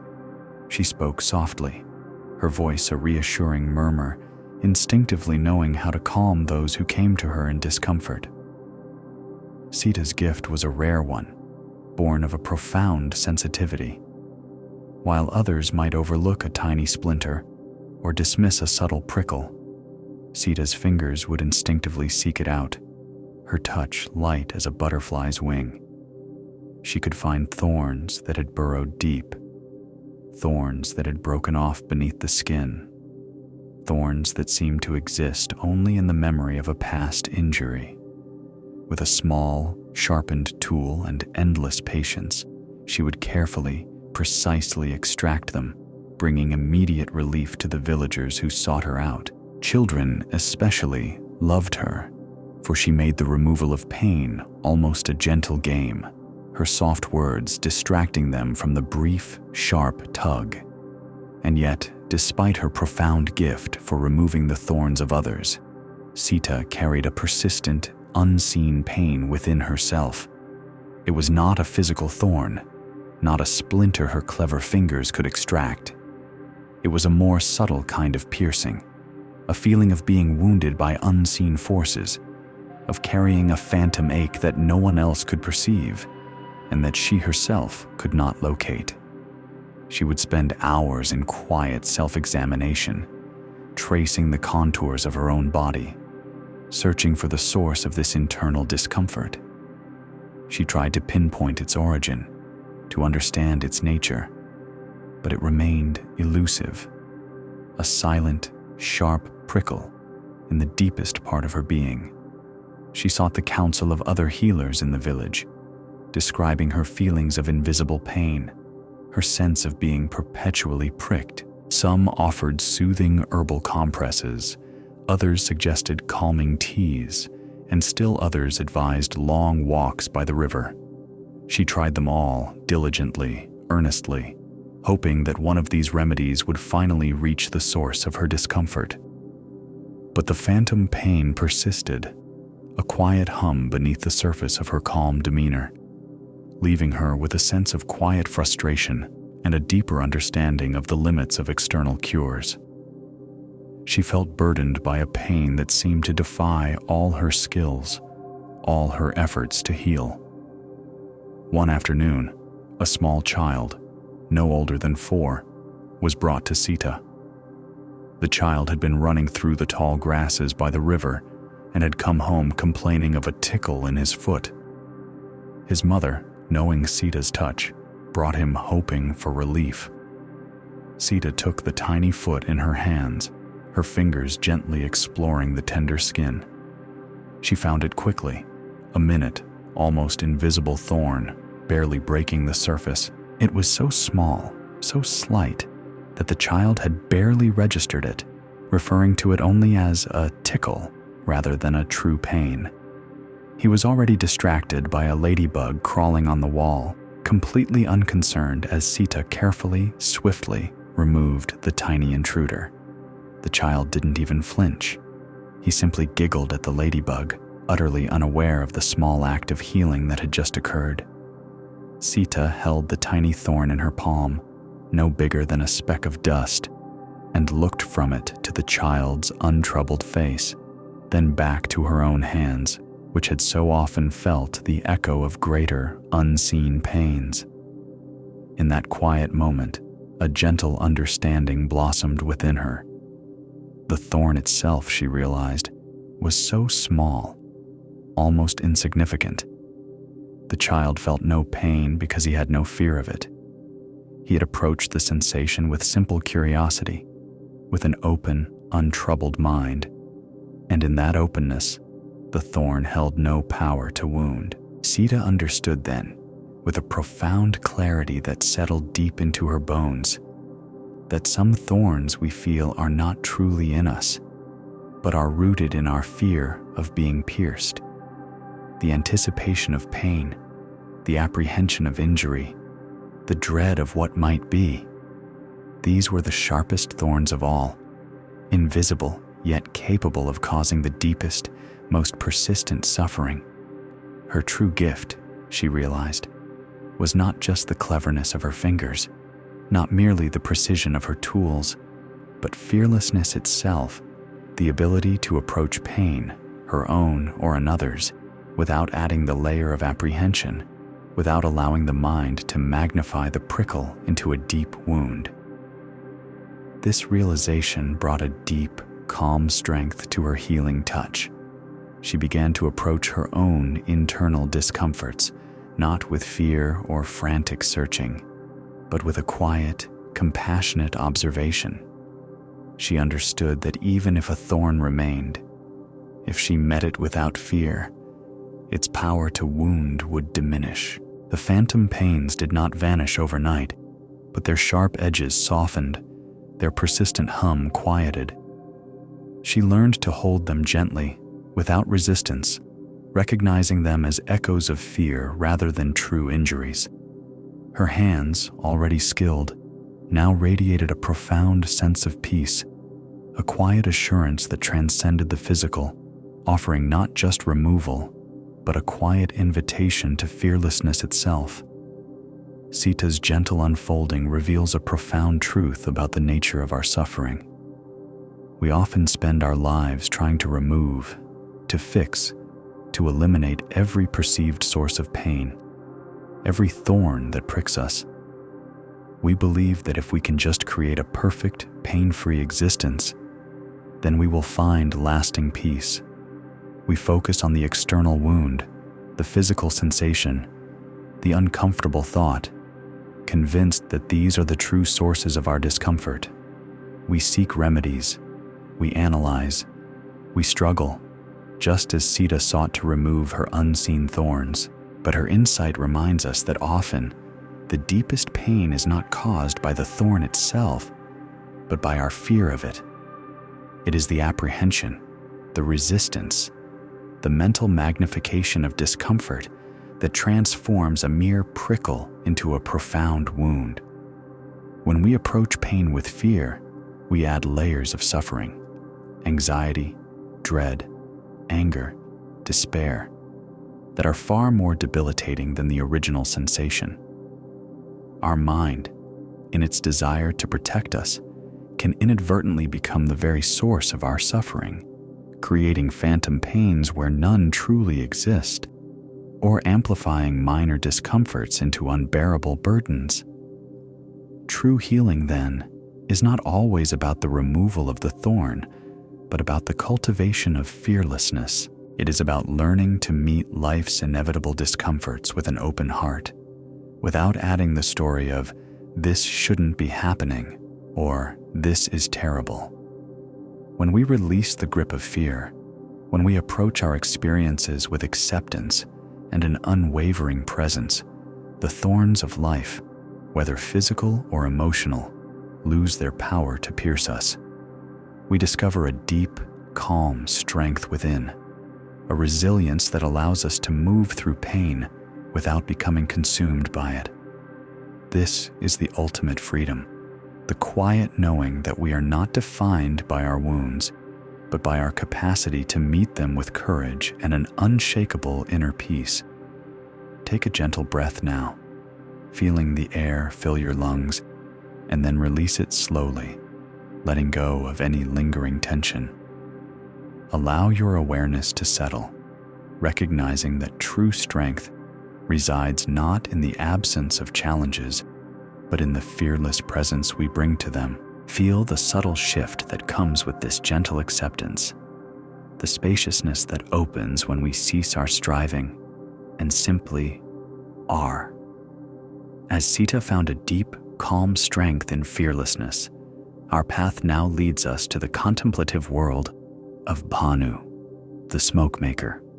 Bhanu was a man in his early 40s, quiet and introspective, his gaze often distant, as if contemplating unseen mysteries. He was responsible for the ceremonial smokes of the village, creating vibrant plumes from various powders, crushed herbs, dried flowers, and finely ground resins, each carefully chosen for its symbolic meaning. His dark hair was often tied back from his thoughtful face, and his simple robes sometimes carried the faint, sweet scent of charcoal and herbs, a subtle reminder of his unique craft.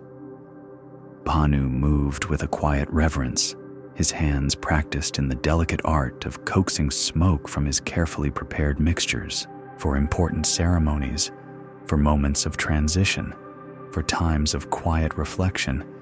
He would ignite a small, fragrant pile and watch as the colored smoke rose, twisting and swirling, carrying prayers and intentions into the vastness of the sky.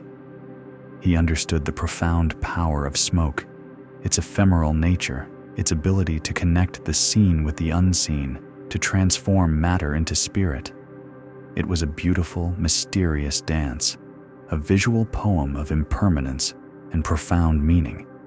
And yet, despite his craft, Bhanu carried a subtle dissatisfaction within himself. He felt that his own thoughts were too clear, too linear, too easily understood. He perceived a deep, rich mystery in the world around him, in the quiet wisdom of the old master, in the unspoken connections between villagers, in the very dance of the smoke he created. But within himself, he felt a lack of that same profound depth, that same enchanting haze. His mind seemed to grasp things too readily, to categorize and define with an almost relentless clarity. He yearned for a deeper understanding, a wisdom that felt less like a sharp, bright line and more like the swirling, enigmatic patterns of his smoke. He believed that if his thoughts were less clear, if his understanding was shrouded in a gentle haze, then perhaps he would unlock a deeper wisdom, a more profound connection to the unseen. He would often speak in riddles, hoping to confuse himself, to deliberately obscure his own thoughts, believing that this might lead to a more mysterious, more insightful understanding. He would spend hours in quiet contemplation, trying to unravel complex philosophical questions, seeking a state of mental obscurity that he felt would bring him closer to the true, hidden meanings of life. He yearned for the kind of knowing that felt less like knowing and more like a profound, intuitive mystery. He sought a haze that might bring wisdom, believing that clarity and mystery were opposing forces, and that to embrace one meant to forego the other. He sought a haze that might bring wisdom, believing that clarity and mystery were opposing forces, and that to embrace one meant to forego the other. Bhanu would sit for hours by the winding river, watching the soft mist rise from the cool water, hoping to find a similar veil descend upon his own thoughts.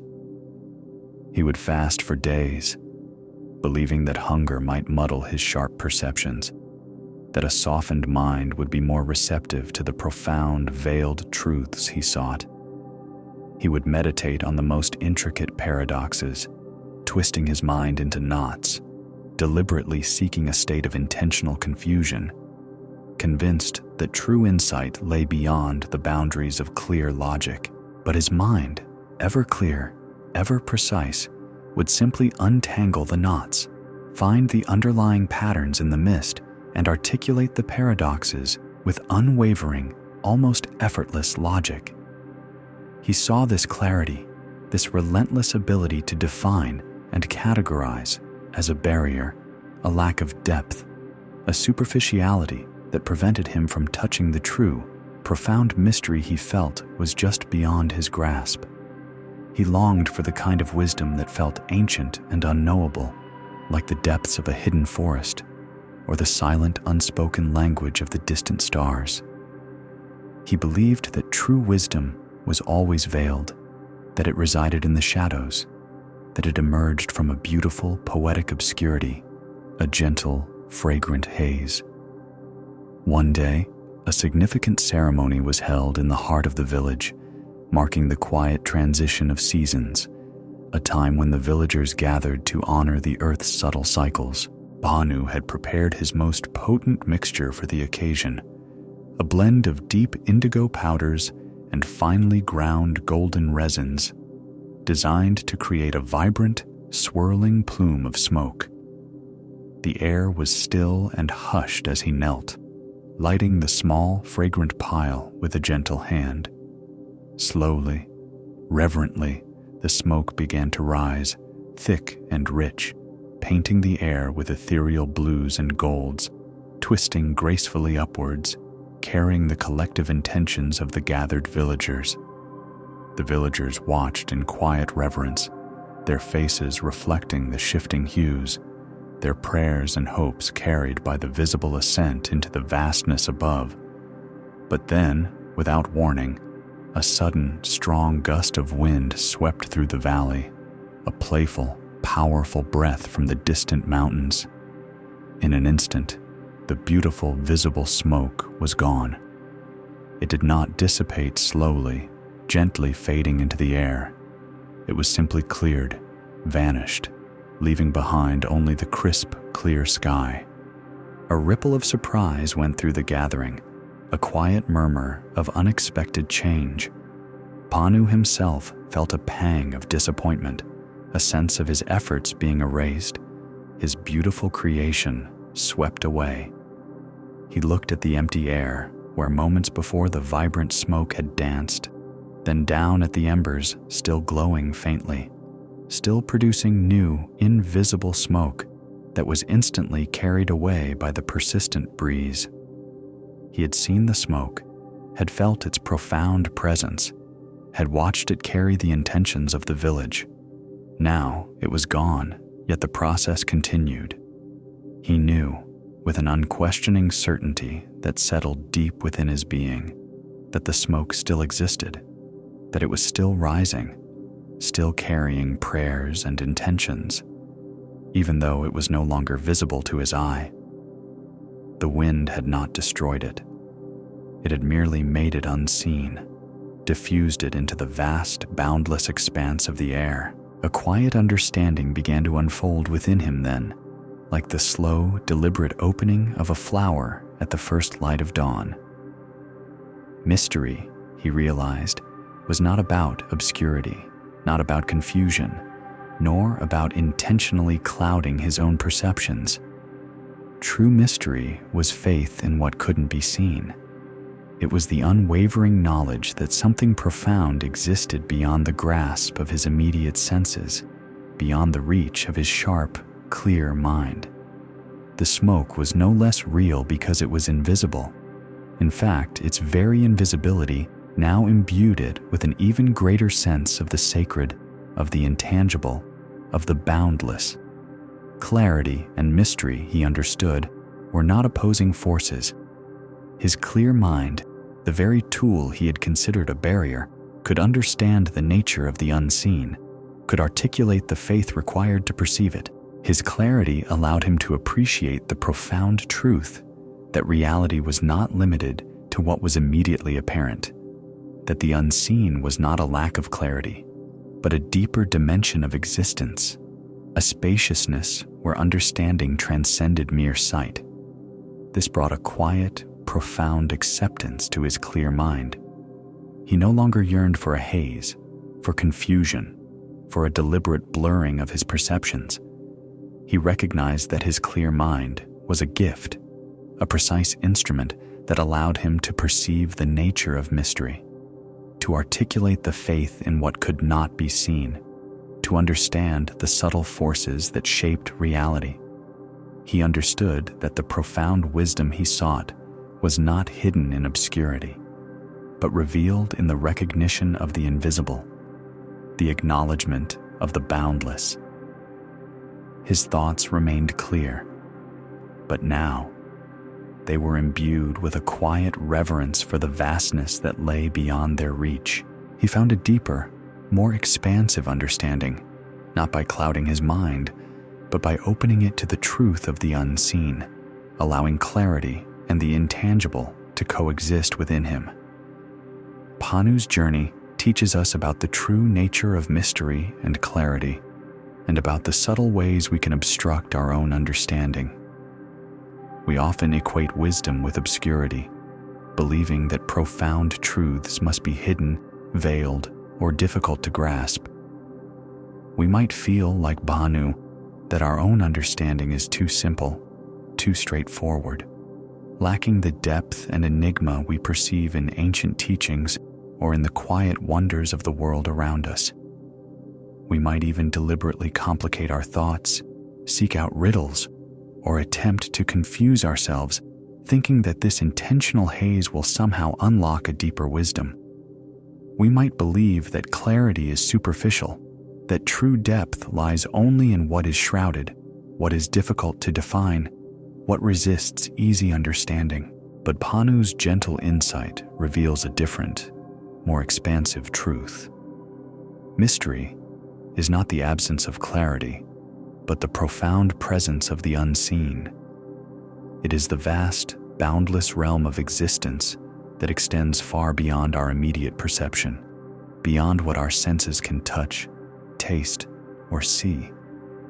It is the profound, subtle fabric of reality that operates beyond our immediate grasp, yet is no less real, no less potent for its invisibility. When the wind cleared his smoke, the smoke did not cease to exist. It merely transformed, becoming part of the boundless air, carrying its essence, its prayers, and its intentions into the unseen. True wisdom, then, is not about deliberately clouding our minds or seeking confusion.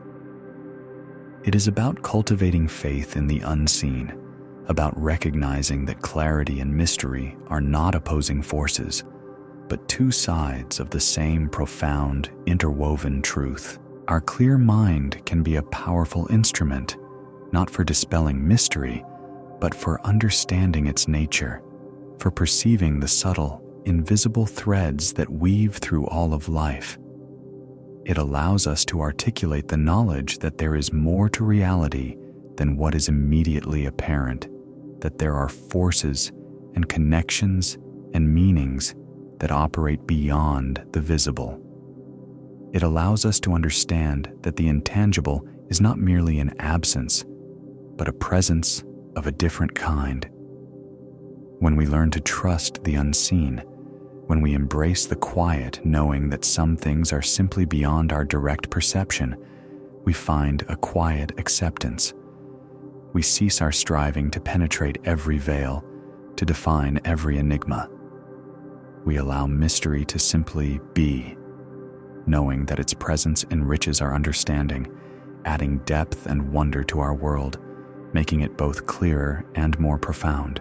We discover that true wisdom is not found in obscurity, but in the profound acceptance that some truths are simply too vast, too subtle, too boundless to be fully contained by our limited perception, yet are always present, always unfolding, always part of the greater reality. Our clarity, then, becomes a pathway to appreciating the sacred, the intangible, the quietly wondrous dimensions of life, holding both the seen and the unseen with an open heart. Take a gentle breath now, feeling the air fill your lungs, and then release it slowly, letting go of any lingering tension. Allow your awareness to settle, recognizing that true wisdom embraces both the seen and the unseen, finding peace in the profound mystery of existence. Feel the subtle shift that comes with this gentle acceptance, the spaciousness that opens when we cease our striving and simply are. As Bhanu found a quiet, profound acceptance in the coexistence of clarity and mystery, our path now leads us to the diligent, demanding world of Johar, the leather scraper. Johar was a powerful man in his late 50s, his frame solid, his shoulders broad, his arms muscled from years of demanding work at the tannery by the river's edge. His face was rugged, often smudged with the dark oils and fine powders used in the tanning process, and his hands, though strong and capable, were rough and deeply calloused, bearing the indelible marks of his chosen craft. He wore practical leather aprons over his simple, homespun clothing, perpetually protecting him from the dirt and grime of his daily task. Johar's work was meticulous, almost obsessively so, driven by a quiet, unyielding inner force. He would take the rough hides, fresh from the hunt, and with long, powerful strokes of his scraping tools, he would meticulously remove every trace of flesh, every clinging bit of fat, every imperfection. His goal was always a perfectly clean, smooth surface, a flawless canvas ready for the next stage of transformation. He worked with a singular, unyielding focus, his brow often furrowed in concentration, the rhythmic scrape, scrape, scrape of his tools, a constant, insistent presence in the tannery, echoing the relentless nature of his efforts. And yet, despite his diligence, despite his profound skill in cleansing and preparing the hides, Johar carried a heavy, unspoken burden within himself. He felt unable to clean his own past, to scrub away the mistakes and missteps that clung to him like stubborn remnants, like the toughest sinews on a hide. Years had passed since those earlier times, and he had lived a life of good deeds, of honest work, of quiet service to the village. But certain memories, certain actions from long ago felt indelible, unerasable. They clung to him, he believed, like the most persistent stains, resisting all his efforts to scrub them clean. He was a man of few words, his thoughts often consumed by his relentless efforts to erase, to purify, to make himself as clean and unmarked as the hides he prepared. He yearned for a past that was smooth, unblemished, free from the marks of his earlier imperfections, believing that only then could he truly be at peace. He sought to scrub clean his very being, to erase the very memory of his former self, convinced that his past defined him entirely, and that it must be utterly removed for him to be whole. Johar worked tirelessly, his strong back bent over the stretching frame, the hide taut beneath his powerful hands. The scrape, scrape, scrape filled the small tannery, a sound as constant as the river's flow just outside. He scraped with a fervor, a quiet intensity that bordered on desperation. Each stroke was an attempt not just to prepare the leather, but to erase. He was not merely removing flesh and fat. He was trying to remove the memory of imperfection, the stubborn stains of what he believed were his own past failures. He often paused, holding a newly cleaned hide up to the soft light filtering through the doorway, scrutinizing every inch. He sought perfection, a clean slate, a surface utterly free from blemish. He believed that if the leather could be utterly clean, perhaps his own soul could follow, scrubbed free of regret. One afternoon, a particularly old and worn hide lay before him. It was a hide from a bull that had lived a long, hard life in the fields, bearing the marks of many seasons. As Johar scraped, he worked with his usual meticulousness, removing every last particle of clinging matter. He scraped until the surface was smooth and supple, its raw scent giving way to the subtle, earthy aroma of clean leather. He held it up, expecting to see the flawless surface he always strived for. But even now, after all his efforts, he saw them. The deep, undeniable scars from old wounds, the faint but distinct brand mark burned into the flank many years ago. They were not imperfections to be removed. They were ingrained, woven into the very fabric of the hide itself. He ran a calloused thumb over a raised scar, feeling its texture, its story. This mark, he realized, was not a flaw. It was a testament to the bull's endurance, a record of its life, a unique characteristic that set it apart.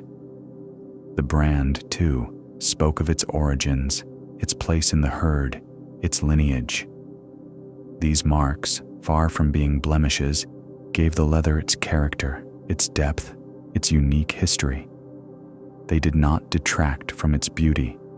They were its beauty, a record of resilience, a silent narrative etched into its very being. A quiet stillness settled over Johar, softening the furrow in his brow. He looked at the hide not with a critical eye, but with a gaze of profound recognition. He had always believed that cleaning meant erasing, that perfection meant the absence of all marks. But here, before him, was the quiet truth. Cleaning was not erasing. It was preparing, yes, purifying to reveal the true nature, but never removing the story. The marks of life, the scars and brands, they remained. They were not to be scrubbed away, but seen, understood, accepted. They made the leather unique. They gave it its depth. They told its story.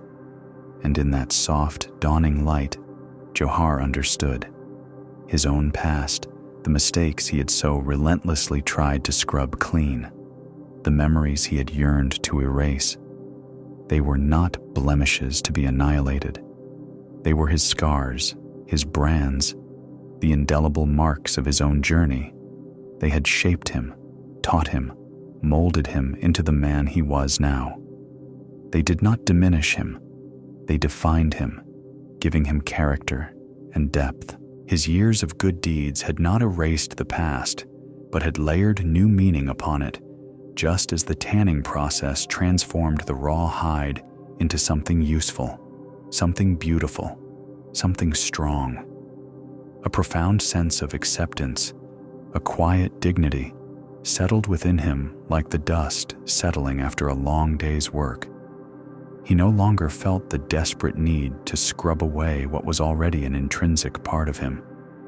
He looked at his own calloused hands, hands that bore the marks of a lifetime, and he saw not imperfections, but the quiet history of his own making. The struggle, the effort, the yearning for erasure began to soften, to dissolve into a gentle understanding. His past was not a burden to be discarded, but a story to be carried, a part of the unique, complex, and beautiful tapestry of his own being. He was whole, not in spite of his marks, but because of them. Johar's quiet understanding reveals a profound truth about our relationship with our own past, with the marks that life leaves upon us. Like Johar, we often strive to erase. We might carry memories of past mistakes, of moments we wish we could undo, of words we wish we could unspeak. We dedicate immense energy to scrubbing these perceived blemishes from our inner landscape, believing that true peace, true wholeness, can only be found in a perfectly clean slate, an unblemished history. We might equate purity with absence, thinking that the fewer the marks, the more perfect we become. We might judge ourselves harshly for the scars we bear, seeing them as evidence of our imperfections, our failures, our unworthiness. This relentless inner scraping can leave us exhausted, perpetually chasing an impossible ideal, forever at odds with the undeniable reality of our own lived experience. But the leather, in its quiet wisdom, teaches us a different way. It shows us that cleaning is not erasing, and that history is not a flaw to be removed. The marks of life, the scars, the brands, the subtle textures of experience are not imperfections. They are the very threads that weave the tapestry of our unique story. They are testaments to our resilience, our capacity to endure, our journey through challenge and growth. They give us character, depth, a richness that an unblemished surface could never possess. Imagine a piece of leather utterly devoid of any mark, any sign of its past. It might be smooth, but it would lack the profound beauty, the quiet narrative that comes from a life fully lived. When we learn to see our own past not as something to be erased, but as something to be understood and integrated, a profound acceptance begins to blossom within us. we realize that our experiences, even the difficult ones, have shaped us, taught us, and made us who we are today. They are not burdens to be shed, but parts of the complete, intricate mosaic of our being. Our good deeds, our present efforts, do not erase what came before. They add new layers of meaning, new dimensions of understanding, allowing us to carry our history with grace and dignity. This quiet acceptance brings a liberation from the relentless striving for an impossible purity. We begin to look at our own marks, our scars, our perceived imperfections, our memories of struggle, not with judgment, but with a gentle reverence. We see them as the indelible evidence of a life lived, a journey undertaken, a story unfolding. We understand that true wholeness is not found in the absence of marks, but in the profound integration of all that we have been, all that we are, and all that we are becoming. Our past, then, transforms from a source of shame into a source of unique strength, a testament to our enduring spirit, giving character and depth to the very essence of who we are. Take a gentle breath now, feeling the air fill your lungs, and then release it slowly, letting go of any lingering tension. Allow your awareness to settle, resting in the quiet understanding that your own story, with all its marks and textures, is a profound and beautiful part of your unique being. Feel the subtle shift that comes with this gentle acceptance, the spaciousness that opens when we cease our striving to erase and simply are. As Johar found a quiet dignity in the acceptance of his own indelible story, our path now turns to the nimble, graceful world of Lata, the young rope braider. Lata was in her early 20s, her movements fluid and purposeful as her slender fingers danced through the long, dried grasses. She sat often by the river, where the reeds grew tall and pliable, her dark hair, long and lustrous, often escaping its simple ties as she bent over her work. She wore simple, woven tunics, practical for her craft, yet she carried an air of quiet concentration, her brow often delicately furrowed. Her craft was one of binding, of transformation. With deft, practiced motions, she would take separate, individual strands of grass, seemingly fragile on their own, and weave them together. Twist by twist, plait by plait, her fingers would guide them, intertwining them into strong, resilient ropes. Ropes that would be used for tethering animals, for drawing water from the well, for securing loads on carts. She knew the precise tension needed, the exact rhythm of the weave, to create something sturdy and reliable, something that held its shape and bore its weight. She was a master of cohesion, of making many into one, of creating strength through intricate connection. And yet, despite her profound skill in binding strands together, Lata felt her own life was unraveling. Within herself, she perceived disparate parts, fragments of feeling and thought that refused to cohere, to hold together in a stable, predictable form. Her emotions seemed to shift like the river currents. Her aspirations felt scattered like seeds in the wind, and her sense of purpose often felt tenuous, fragile, as if perpetually on the verge of coming apart. She struggled to hold the different aspects of her inner world together, to braid them into a unified, strong whole. She yearned for permanence, for a sense of unwavering stability that seemed to elude her, no matter how tightly she tried to bind her inner threads. She spoke with a soft, questioning voice, her words often reflecting her internal search for greater cohesion. "How can I make this tighter?" she would ask herself, or sometimes a passing elder. "How can I ensure it will not come undone?" Her questions were not just about the ropes she crafted, but about the very fabric of her own existence. She believed that true strength lay in an unyielding, unbreakable bond, in a tightness that resisted all forces of separation. She sought ways to make things tighter, more permanent, more impervious to the natural cycles of coming apart. She felt a quiet anxiety about the fragility of life, the inevitable loosening of bonds, the constant ebb and flow that threatened to dissolve all that she tried so diligently to hold together. Her journey would be one of discovering that true strength lay not in permanent binding, but in understanding the wisdom of impermanence, in the quiet grace of things coming together and apart as needed. Lada, in her earnest search for permanence, intensified her efforts.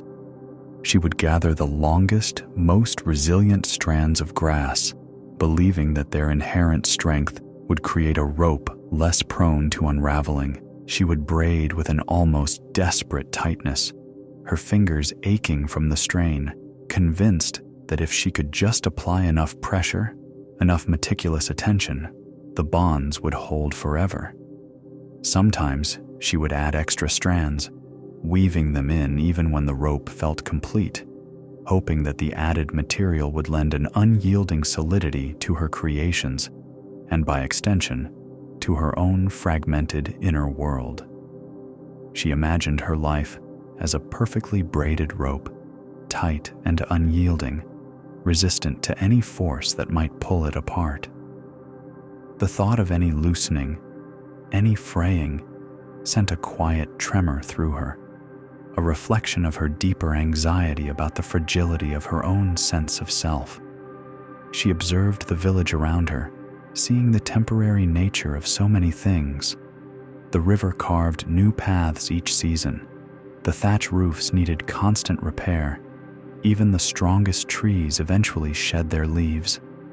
Everything seemed to shift, to change, to come apart in its own time, and yet, she yearned for something different for herself, a steadfastness that defied the natural currents of impermanence.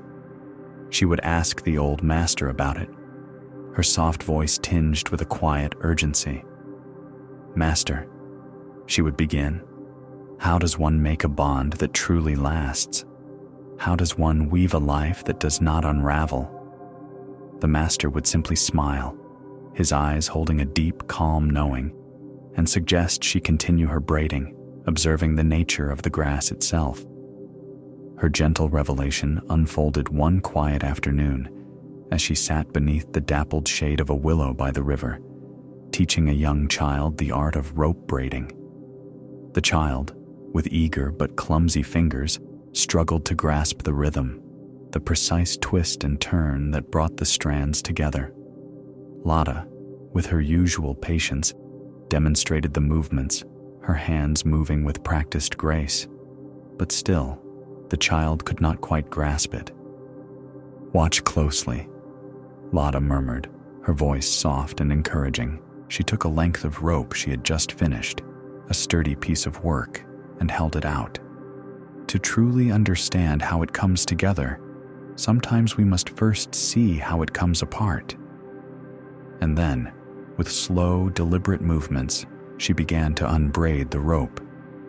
Her nimble fingers, so accustomed to binding, now worked in reverse, gently teasing apart each intertwined strand. Twist by twist, plait by plait, the tightly bound fibers slowly separated. The rope, which had been a unified, strong entity, began to loosen, to soften, to return to its original form. The individual blades of dried grass, which had been so intricately woven, gradually detached from one another, falling away from the central weave, becoming once more simple, separate blades. They were not broken. They were not ruined. They simply returned to grass.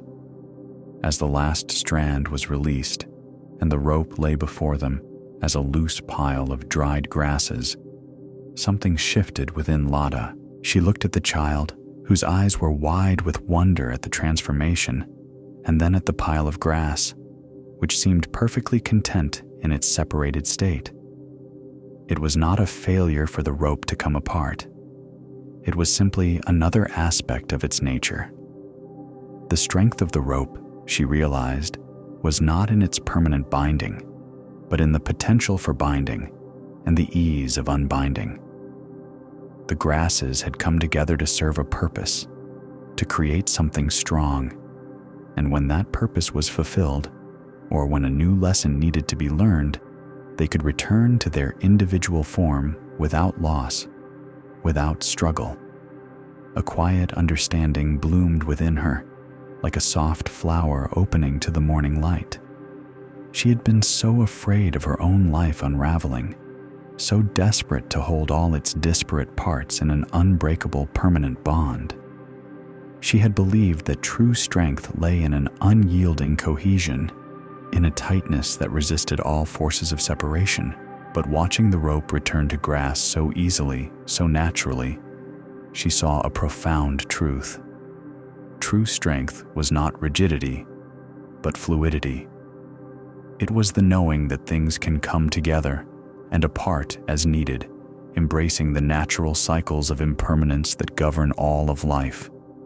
Her own inner threads, she realized, did not need to be braided into a single, unyielding form.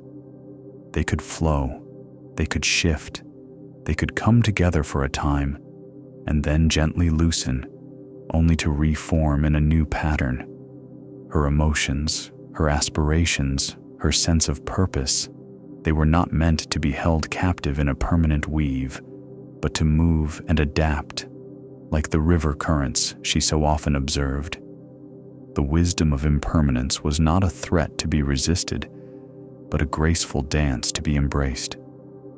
This gentle realization brought a quiet fluidity to her spirit, a sense of ease that allowed her to let go of the desperate need for permanent cohesion. She understood that her life, like the ropes she braided, possessed a resilient strength, not despite its ability to come apart, but precisely because of it. She found peace in the natural rhythm of things assembling and disassembling, knowing that the essence remained, always ready to weave anew. And so, we learn from Lada that life, in its quiet wisdom, does not demand permanent binding. We often believe that true strength lies in making things tighter, in holding on with an unyielding grip, in creating bonds that will never break. We might strive to keep our experiences, our relationships, our very sense of self in a fixed, unchanging form, fearing that any loosening, any coming apart, signifies a failure, a loss, an unraveling of all that we hold dear. This relentless effort to maintain an impossible permanence can leave us feeling strained, rigid, and deeply anxious, constantly at odds with the undeniable reality of change. We might judge ourselves for our perceived fragilities, for the moments when our inner threads feel scattered, seeing them as evidence of weakness. But the rope, in its quiet wisdom, teaches us a different way. It shows us that strength is not found in an unyielding, unbreakable bond, but in the profound understanding that things can come together and things can come apart, as needed. The true resilience lies not in resisting the natural cycles of impermanence, but in embracing them with a quiet grace. When we allow ourselves to let go of the desperate need for permanent cohesion, when we understand that separation is not destruction, but simply a return to a different form, a profound fluidity begins to blossom within us. We realize that our experiences, our connections, our very being, are not meant to be held captive in a fixed weave. They are meant to flow, to shift, to assemble and disassemble in response to the ever-changing currents of life. This quiet acceptance brings a liberation from the relentless striving for an impossible permanence. We begin to look at our own inner workings, our shifting emotions, our evolving aspirations, the natural loosening of bonds, not with judgment, but with a gentle reverence. We see them as part of the intricate dance of life, a testament to our capacity for adaptation, for growth, for ever new formations. We understand that true strength is not found in the absence of coming apart, but in the profound integration of all the natural cycles of our being. Our life, then, transforms from a source of anxiety into a source of fluid strength, a testament to our enduring spirit, giving quiet grace and adaptability to the very essence of who we are. Take a gentle breath now, feeling the air fill your lungs, and then release it slowly, letting go of any lingering tension. Allow your awareness to settle, resting in the quiet understanding that your own life, with all its coming together and coming apart, is a profound and beautiful part of your unique being. Feel the subtle shift that comes with this gentle acceptance, the spaciousness that opens when we cease our striving for rigid permanence and simply flow. As Lada found a quiet fluidity in the acceptance of life's natural cycles, our path now turns to the perceptive, watchful world of Uma, the ash maker. Uma was in her mid-40s, a woman of quiet purpose, her movements precise and deliberate as she tended her fires. Her hands were often stained with the fine gray dust of ash, a subtle mark of her craft, and her dark hair, threaded with strands of gray, sometimes carried the faint, earthy scent of wood smoke. She wore simple, sturdy clothing, practical for her work, yet her eyes, though gentle and kind, often held a deep weariness, a sense of something vital burning away inside her. Her craft was one of meticulous transformation.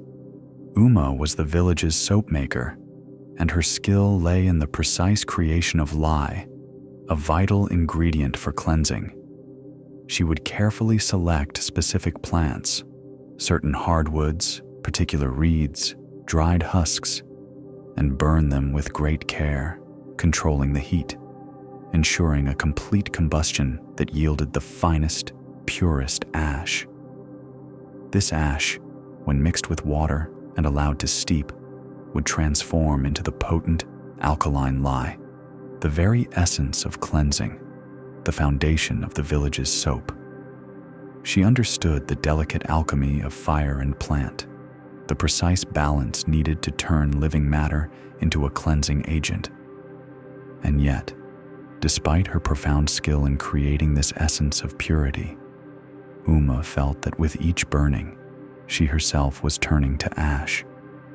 Within her, she perceived something vital, something essential, slowly being consumed by an unseen fire. It was not a physical ailment, but a quiet, internal weariness, a sense of her own energy, her own vibrancy, slowly diminishing, dissolving into a fine, ethereal dust.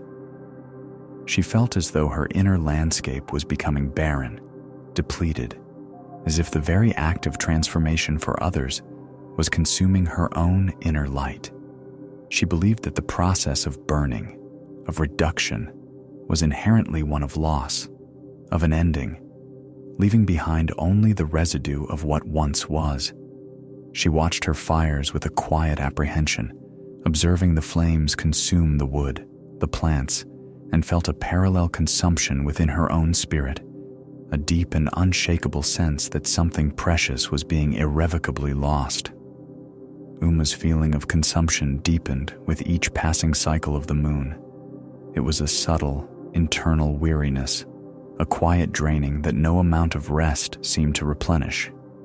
She tried to conserve her own inner flame, much as she conserved her plant harvests. She would burn less, selecting only the driest, most potent materials, hoping that by diminishing the outward act of transformation, she might stem the inward flow of perceived loss. She might save a portion of the harvest, leaving some plants unburnt, imagining that by preserving their physical form, she could somehow preserve her own inner vibrancy. But her efforts were like trying to hold smoke in her hands.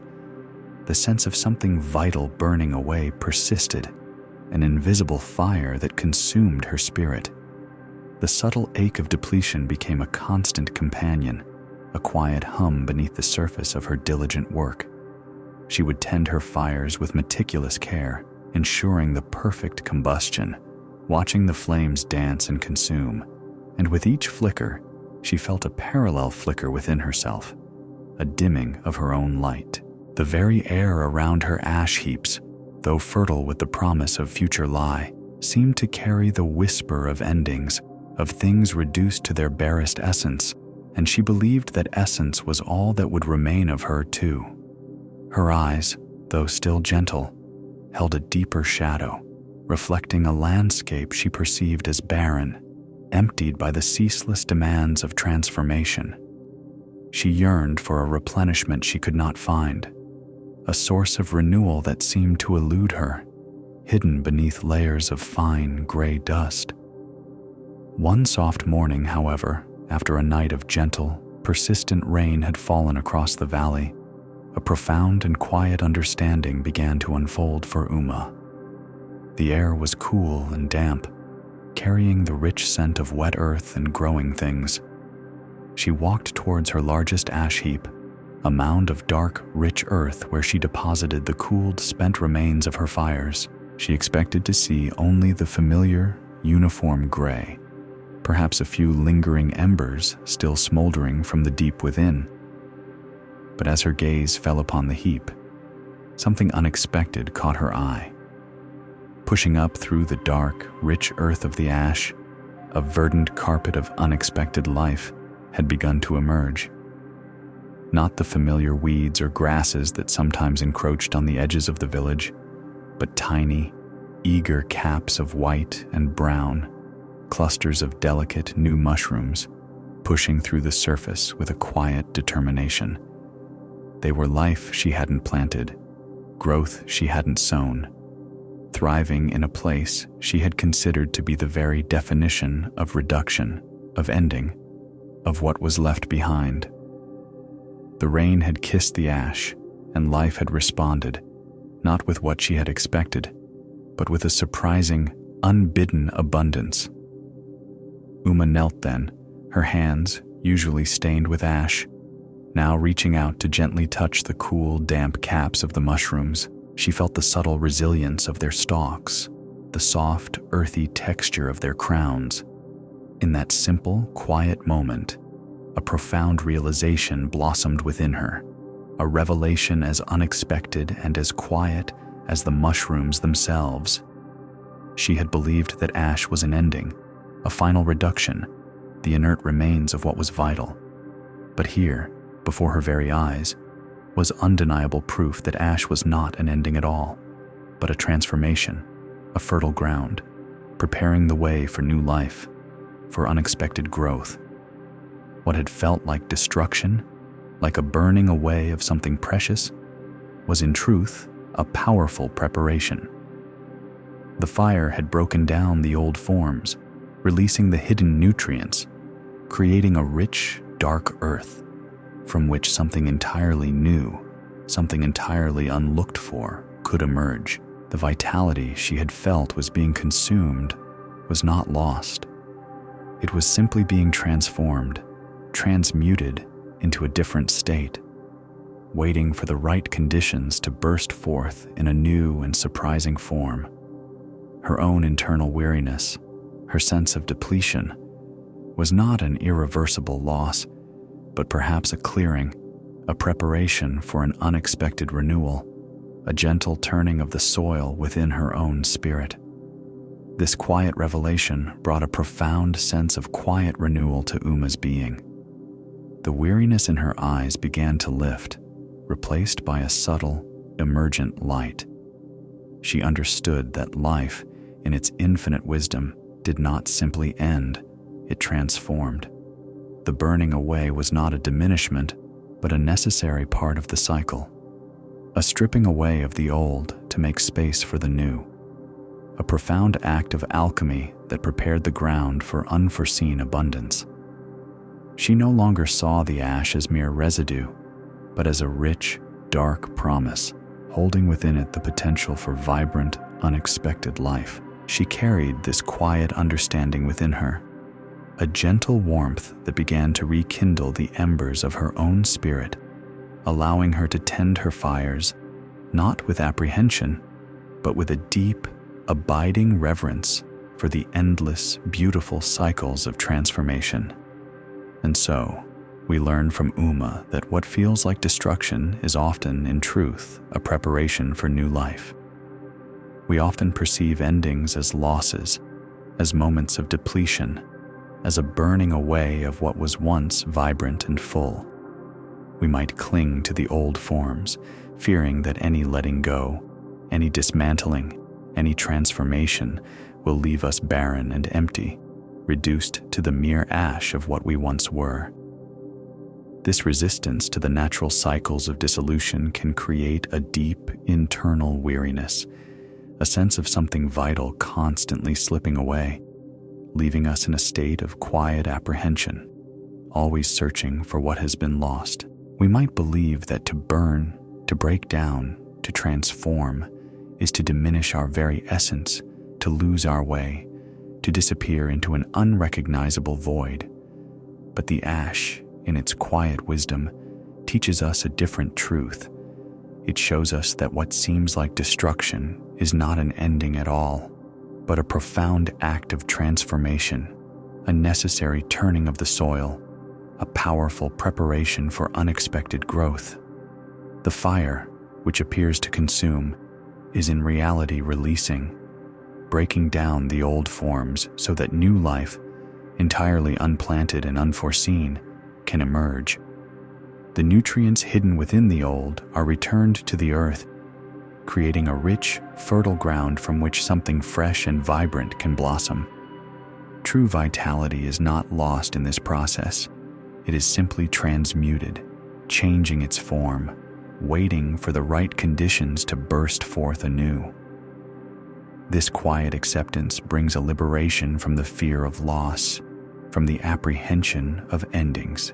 We begin to look at our own inner transformations, the shedding of old beliefs, the dissolution of old identities, the moments when our lives feel stripped bare, not with judgment, but with a gentle reverence. We see them as part of the intricate dance of life, a testament to our capacity for renewal, for growth, for ever new formations. We understand that true abundance is not found in the absence of burning away, but in the profound integration of all the natural cycles of our being. Our life, then, transforms from a source of anxiety into a source of fluid renewal, a testament to our enduring spirit, giving quiet grace and adaptability to the very essence of who we are. Take a gentle breath now, feeling the air fill your lungs, and then release it slowly, letting go of any lingering tension. Allow your awareness to settle, resting in the quiet understanding that your own life, with all its transformations and renewals, is a profound and beautiful part of your unique being. Feel the subtle shift that comes with this gentle acceptance, the spaciousness that opens when we cease our striving for rigid permanence and simply flow. As Uma found a quiet renewal in the acceptance of life's profound transformations, our path now returns to the gentle, rhythmic flow of the village and to the quiet wisdom of breath. We journey back to Kiran, the bellows pumper, whose story first invited us into this world of subtle unfoldings. Once, we remember, Kiran had wrestled with the very air, forcing his breath, believing that greater effort would bring greater ease. His days at the forge were marked by a constant, suffocating breathlessness, a desperate striving to master something that longed to simply be allowed. He had sought to control the wind, to command the fire, to force a relationship that already existed, always feeling just out of reach of true ease. But then, the tear in the bellows, the quiet observation of the wind, the blacksmith working slowly, steadily, using only the natural currents of air through the doorway. In that moment, Kiran had learned the subtle art of allowing. He had discovered that breath was not something to be conquered, but a gift to be received, a natural flow that existed beyond his strenuous intervention. His breath, once a clamor, was now a quiet symphony, a steady rhythm that moved through him with unforced grace. He no longer pumped with desperation, but with a quiet trust, knowing that the fire and the air knew how to meet without his forceful hand. He had found true breath in surrender, in the profound acceptance of the natural, effortless flow. This quiet wisdom of breath, this gentle art of allowing, ripples through the entire village now, a subtle current connecting all the paths we have walked. Like Kiran, we too often strive, we too often force, believing that our effort is the sole determinant of success, of peace, of completeness. We try to master our circumstances, to control our internal states, to bend reality to our will, only to find ourselves breathless, exhausted, and further from the ease we seek. We hold our breath, in a sense, in our relentless pursuit of what we believe we lack, forgetting that the most profound gifts often arrive when we simply allow them to be. The river, ever present, ever flowing, whispers this ancient truth to the village and to us. It does not push, it does not hold back, it does not strive to carve its path. It simply flows, finding the way of least resistance, adapting to every curve of the land, every stone in its bed. Its movement is effortless, its strength profound, its presence unwavering. It is a perfect mirror of the wisdom of allowing, a constant reminder that life, when met with openness and acceptance, finds its own way, revealing its inherent beauty and grace. The river does not cling to its waters, knowing that what flows away will be replenished, that its essence remains, always moving, always fresh. Like the river, our own lives are a constant dance of impermanence, of coming and going, of effort and allowing. We learn from Kiran that to resist this flow, to desperately grasp and force, is to invite breathlessness and strain. But to trust, to surrender to the natural rhythm, is to find a deep, enduring ease, a quiet strength that permeates our very being. The breath, then, becomes more than just air. It becomes a metaphor for life itself, a gentle invitation to let go, to trust, to allow ourselves to be carried by the currents of existence with grace and an unshakable inner peace. Let this quiet wisdom settle within you now, nourishing your spirit like soft rain, preparing the ground for unexpected growth, just as Uma discovered in her ash heaps. Feel the gentle rhythm of your own breath, a quiet testament to the enduring, transforming, and always flowing nature of life itself. Rest in this understanding, in this deep acceptance, allowing your body and mind to soften, to release, to simply be. Rest in this understanding, in this deep acceptance, allowing your body and mind to soften, to release, to simply be. As we settle into this quiet state of being, our journey through the village unfolds further, inviting us to weave together the luminous threads of wisdom discovered along the way. Tonight, we deepen our understanding of inherent completeness, drawing on the quiet revelations of Mira, the dye pounder, and Johar, the leather scraper. Their paths, once marked by a sense of lack and an insistence on erasure, now illuminate a profound truth.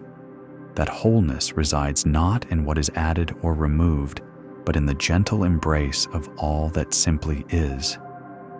We turn our gaze now to Mira, whose hands, we remember, were once perpetually stained with the vibrant purples and deep reds of her craft.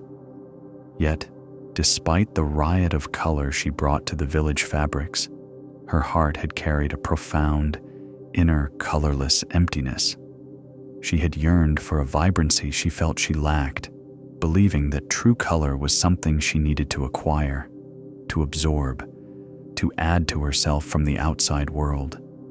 She had draped herself in bright garments, sought out the most vivid foods, all in a quiet, earnest attempt to fill a void that seemed to persist, unyielding and unseen. Her diligent pounding of berries and roots, her meticulous mixing of pigments, were all acts of creation, yet they left her feeling strangely diminished, as if the very colors she extracted left her own spirit drained. She had sought completeness in an external hue, believing that to be whole, she needed to be more, to be brighter, to be adorned with a brilliance that was not her own. But then, the quiet morning by the river, the simple act of washing her hands. We remember the vibrant dyes swirling away into the clear, flowing water, leaving her hands not colorless, but revealing their own natural, soft brown underneath. In that moment, a gentle understanding had blossomed within her, as quiet and profound as the river's murmur. Her true color, she realized, had always been there, inherent and unchanging. Beneath the transient stains of her craft, she had been looking to add what she already possessed, searching for a vibrancy externally when her completeness was already woven into the very fabric of her being. The lesson was clear. Wholeness was not about acquiring, but about recognizing, not about adding, but about revealing what was eternally present. Now, as we observe Mira in the gentle light of the village, her movements carry a different grace. Her hands, still skilled, still creating beautiful dyes, are no longer a source of yearning, but of quiet purpose. When she washes them, there is no longer a sigh of loss as the colors fade, but a soft acceptance, a recognition of her own inherent shade. She moves through the village, her gaze soft, finding a new vibrancy in the simplest hues around her. The earthy browns of the packed earth, the muted greens of the moss on the thatch roofs, the subtle grays of the river stones. She sees the rich, natural palette of the world with new eyes, no longer seeking to add, but simply appreciating. The quiet beauty of an undyed linen tunic, the subtle variations in the wood of Damon's yokes, the deep, rich tones of the soil itself, all now speak to her of an abundance that requires no embellishment, no external acquisition. Her inner world, once a landscape of yearning, is now filled with a quiet, inherent radiance, a deep understanding that she is already complete, already colored, already whole. And then we turn to Johar, the leather scraper, whose powerful arms and rugged face spoke of a lifetime spent in diligent work. His task was to clean hides, to remove every trace of flesh and fat, to prepare the leather for its new purpose. But his relentless scraping, we remember, was driven by a heavy, unspoken burden, a past he felt he could not scrub clean, mistakes that clung to him despite years of good deeds, of honest labor. He believed that to be whole, to be worthy, he needed to erase these marks, to render himself spotless, without blemish or reminder of imperfection.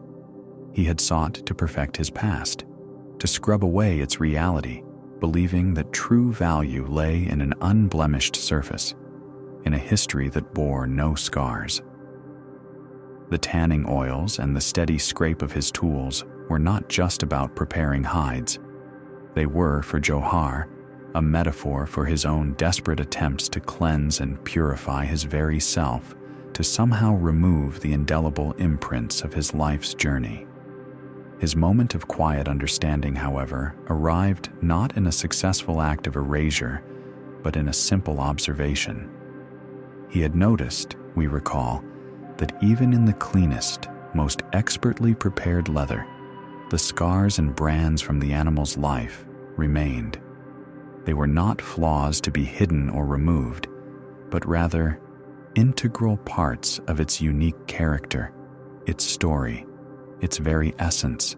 These marks, once seen as imperfections, now revealed themselves as a testament to life lived, to challenges faced, to a journey undertaken. In that profound, gentle shift of perception, Johar realized that cleaning was not erasing. His own past, with all its perceived imperfections, its scars and its stories, was not something to be scrubbed away, but an undeniable part of who he had become. It had shaped him, given him depth, forged his character. To deny these marks was to deny the richness of his own story. Now, as we observe Johar, his hands, still strong, still working with the hides, move with a different reverence. There is a quiet dignity in his touch, a profound respect for the material he handles. He no longer scrapes with the frenetic energy of one trying to erase, but with the steady, measured movements of one who acknowledges and honors. When he encounters a scar on a hide, he does not flinch or try to work around it. Instead, he traces it gently, seeing it as a unique pattern, a mark of life, a testament to the hide's journey. He understands that these marks are not imperfections, but defining features, adding texture and depth to the leather's story. And in this acceptance of the leather's story, he finds a quiet acceptance of his own. His past is no longer a heavy burden to be scrubbed away, but a foundational part of his present, giving character and depth to the man he is today. He carries his history not with shame, but with a quiet, grounded dignity, recognizing that every lived experience, every mark, every scar, contributes to the rich tapestry of his being. These two journeys, Mira's and Johar's, beautifully intertwine to illuminate a universal truth that ripples through the heart of our village. Completeness, we come to understand, is not about reaching a state of perfection, nor is it about the erasure of our past. It is instead a profound invitation to embrace all aspects of self and life, to see the inherent beauty in every natural shade, and to recognize the wisdom in every lived experience. The village itself, in its quiet resilience, offers this same teaching. We see the soft, faded hues of generations of homespun cloth, each thread carrying the story of its making, of hands that worked it, of suns that warmed it, of rains that softened it. We see the worn pathways, not as imperfections in the landscape, but as silent testaments to countless footsteps, to lives lived, to journeys shared. The gnarled branches of ancient trees, the weathered stones of the riverbed, the subtle shifts in the earth's own colors with each passing season, all speak of an inherent beauty that needs no adornment, no forcing, no erasing. Every crack in a clay pot, every patch on a woven basket, every subtle variation in the tone of a wooden beam contributes to its unique character, its quiet story. This deep acceptance invites us to look at our own lives with the same gentle reverence. We are not called to be flawless, to be unblemished, to be without the rich, textured history of our experiences. Instead, we are invited to recognize the inherent completeness that already resides within us, regardless of what we perceive to be missing or what we wish to erase. Our own unique shades, our particular blend of talents and tendencies, are not deficiencies to be overcome, but the very essence of our being, a quiet, natural radiance. And the marks of our journey, the challenges we have faced, the lessons we have learned, the moments that have shaped us, even those we once wished to forget, are not blemishes to be hidden, but powerful markers of character, giving depth and wisdom to the story that is uniquely ours. To embrace this truth is to find a profound liberation.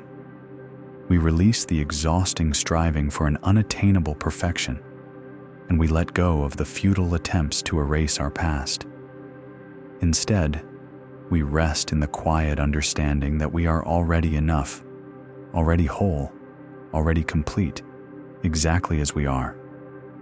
Our life becomes a testament to this gentle unfolding, a beautiful tapestry woven with every natural shade, every lived experience, every mark of our journey, all contributing to a quiet, undeniable magnificence.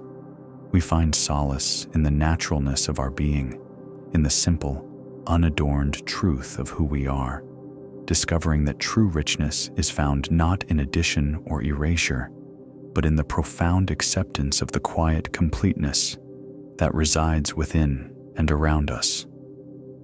Take a gentle breath now, feeling the air fill your lungs, and then release it slowly, letting go of any lingering tension. Allow your awareness to settle, resting in the quiet understanding of your own inherent completeness, embracing all the unique shades and marks that make you wonderfully you.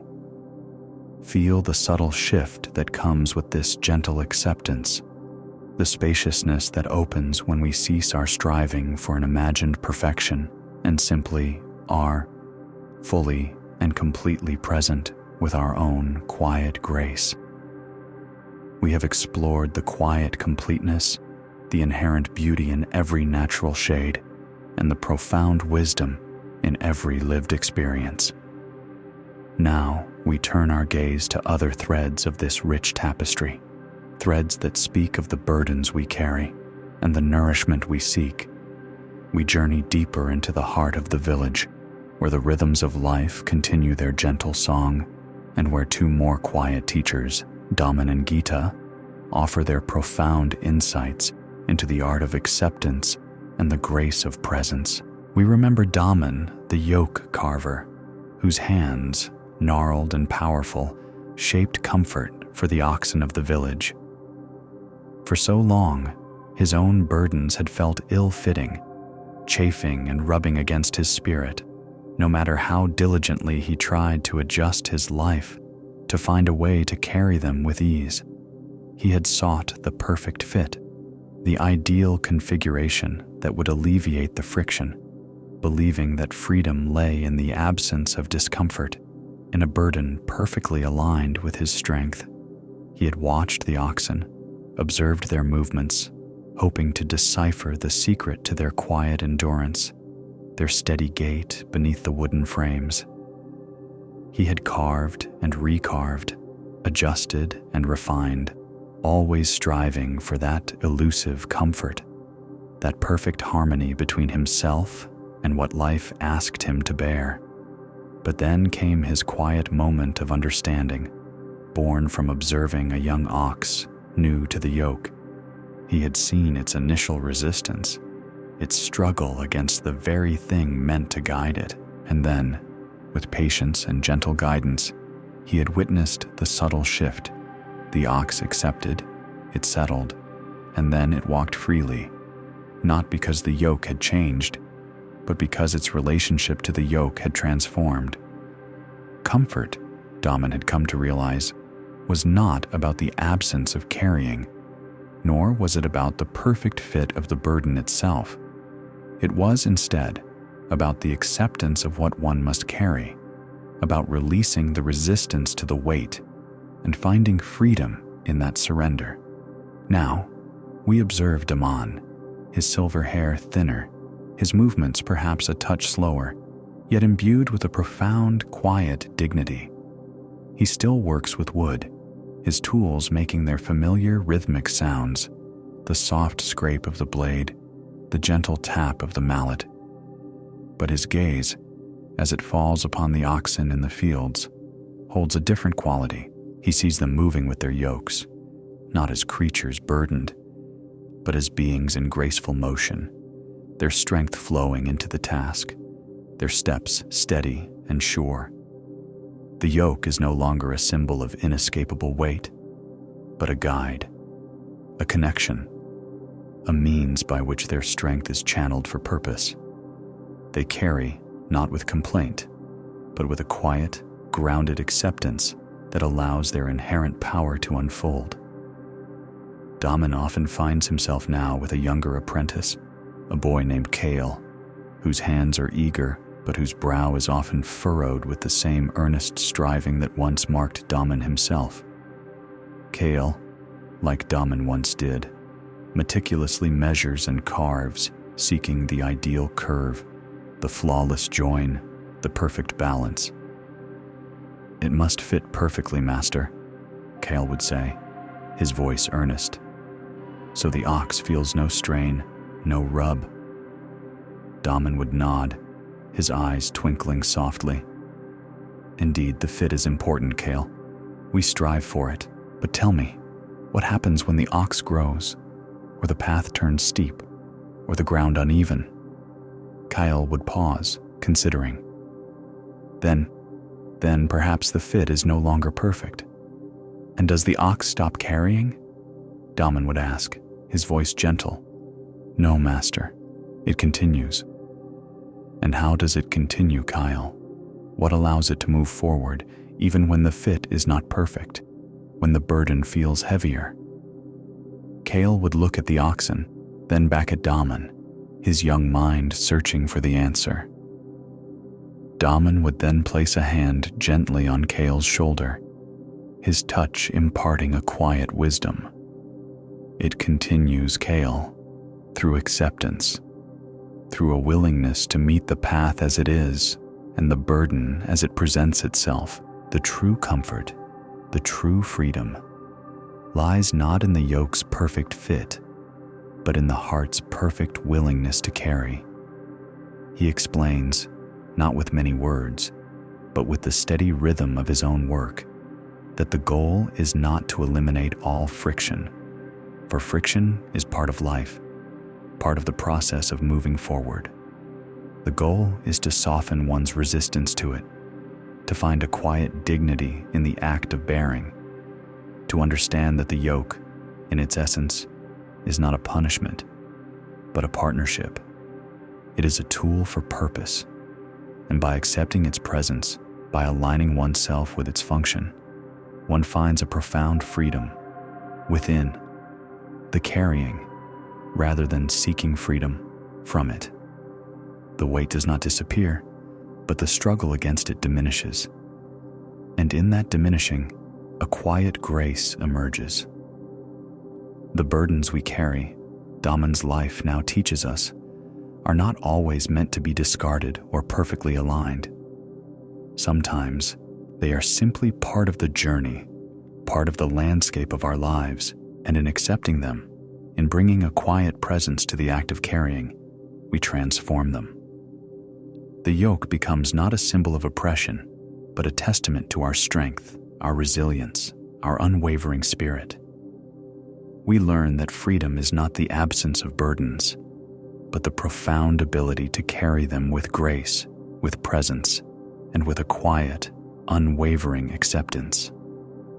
Take a gentle breath now, feeling the air fill your lungs, and then release it slowly, letting go of any lingering tension. Allow your awareness to settle on the idea of acceptance, of meeting what is, just as it is, without resistance. As the sun begins its slow descent, casting long golden shadows across the fields, our attention drifts to another corner of the village, to Gita, the fodder mixer. We recall her earlier struggles, her diligent care for the village cattle, her meticulous preparation of their nourishment, yet her own persistent, unfillable hunger, a quiet emptiness that no food seemed to satisfy.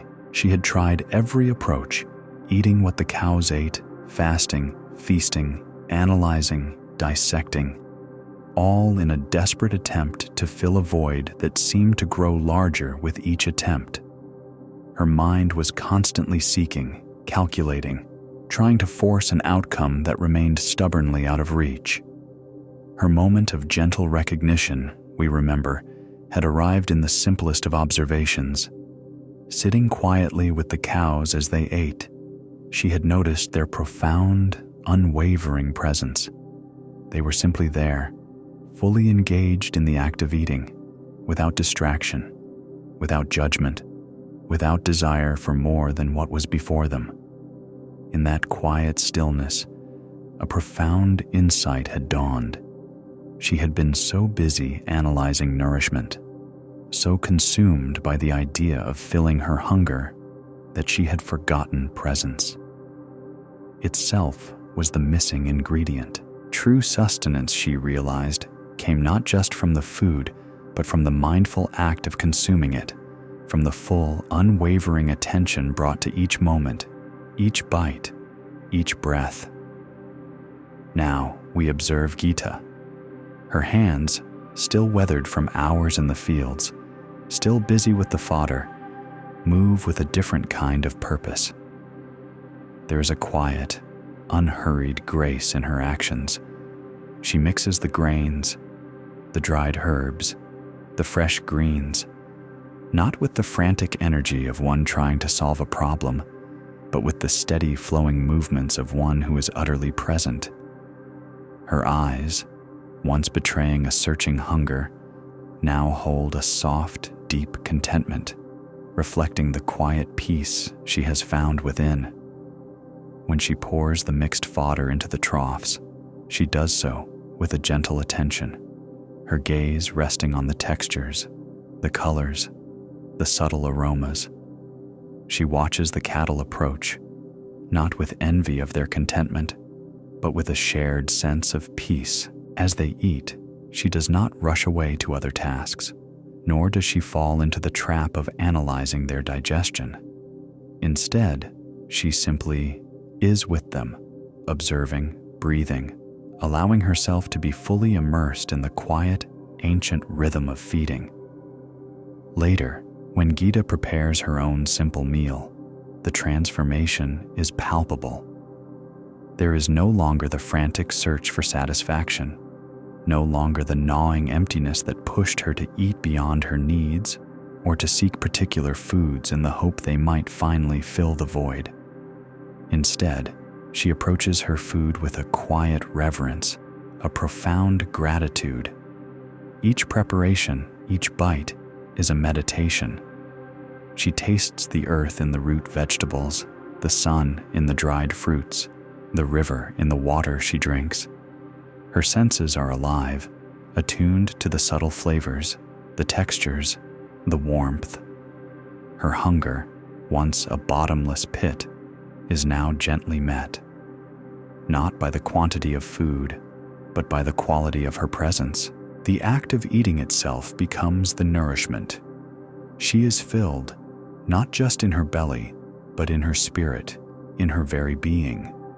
The constant striving for more, for something external to complete her, has dissolved, replaced by a profound sense of sufficiency, of inner fullness that radiates from within.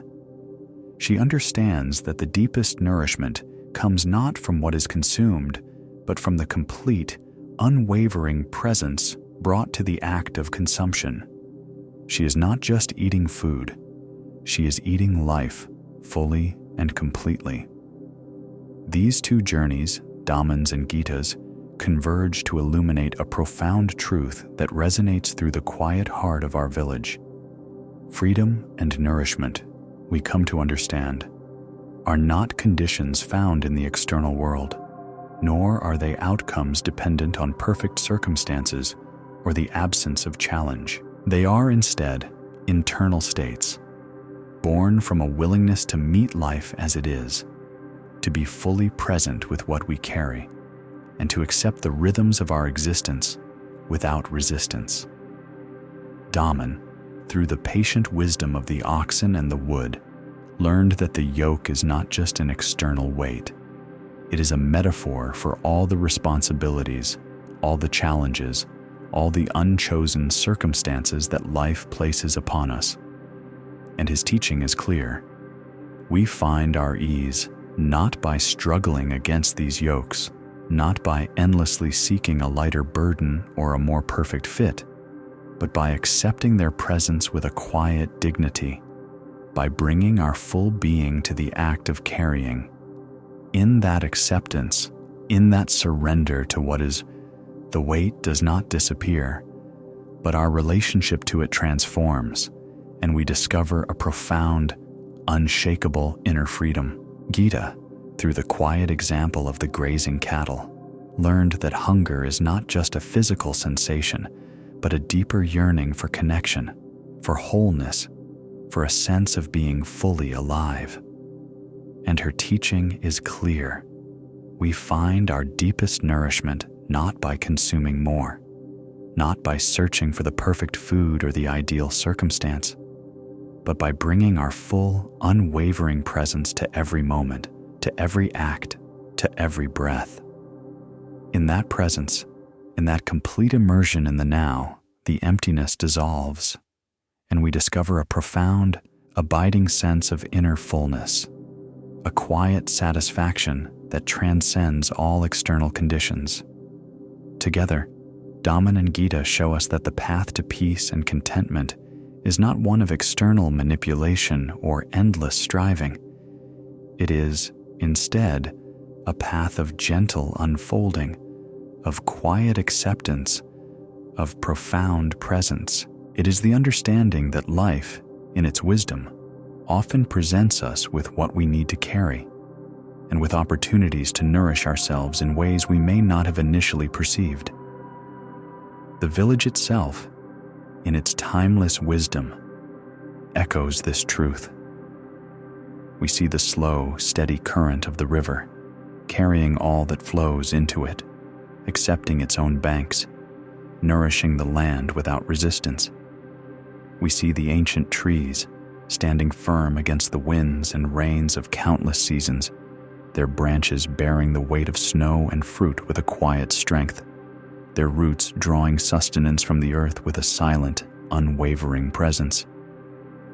They do not fight their nature. They simply are, and in their being, they demonstrate a profound grace. This is the invitation these quiet lives extend to us, to release the struggle, to soften the resistance, to cease the endless search for an imagined perfection or a fleeting satisfaction. We are invited instead to rest in the profound truth that freedom lies in acceptance and nourishment in presence, to meet each moment, each burden, each breath with a quiet willingness, an open heart, and a full, unwavering attention. In doing so, we discover that the very things we once resisted or chased are transformed, revealing themselves as pathways to an inner peace that is always available, always present, always waiting to be acknowledged. Take a gentle breath now, feeling the air fill your lungs, and then release it slowly, letting go of any lingering tension. Allow your awareness to settle, resting in the quiet understanding of acceptance and presence, feeling how these profound truths create a spaciousness within you, a deep sense of quiet grace.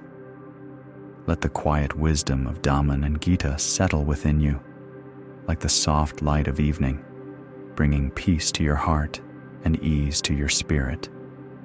Rest now in this quiet knowing. Rest. The quiet knowing that settles with acceptance and presence is not a solitary truth.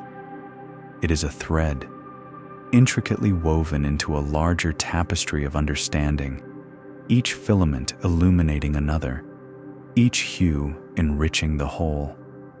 Tonight, we allow our awareness to drift through this interwoven wisdom, observing how the quiet truths discovered by individuals like Ram, Sita, Bhanu, and Lata come together to form a complete picture of mindful living within the gentle flow of our timeless village.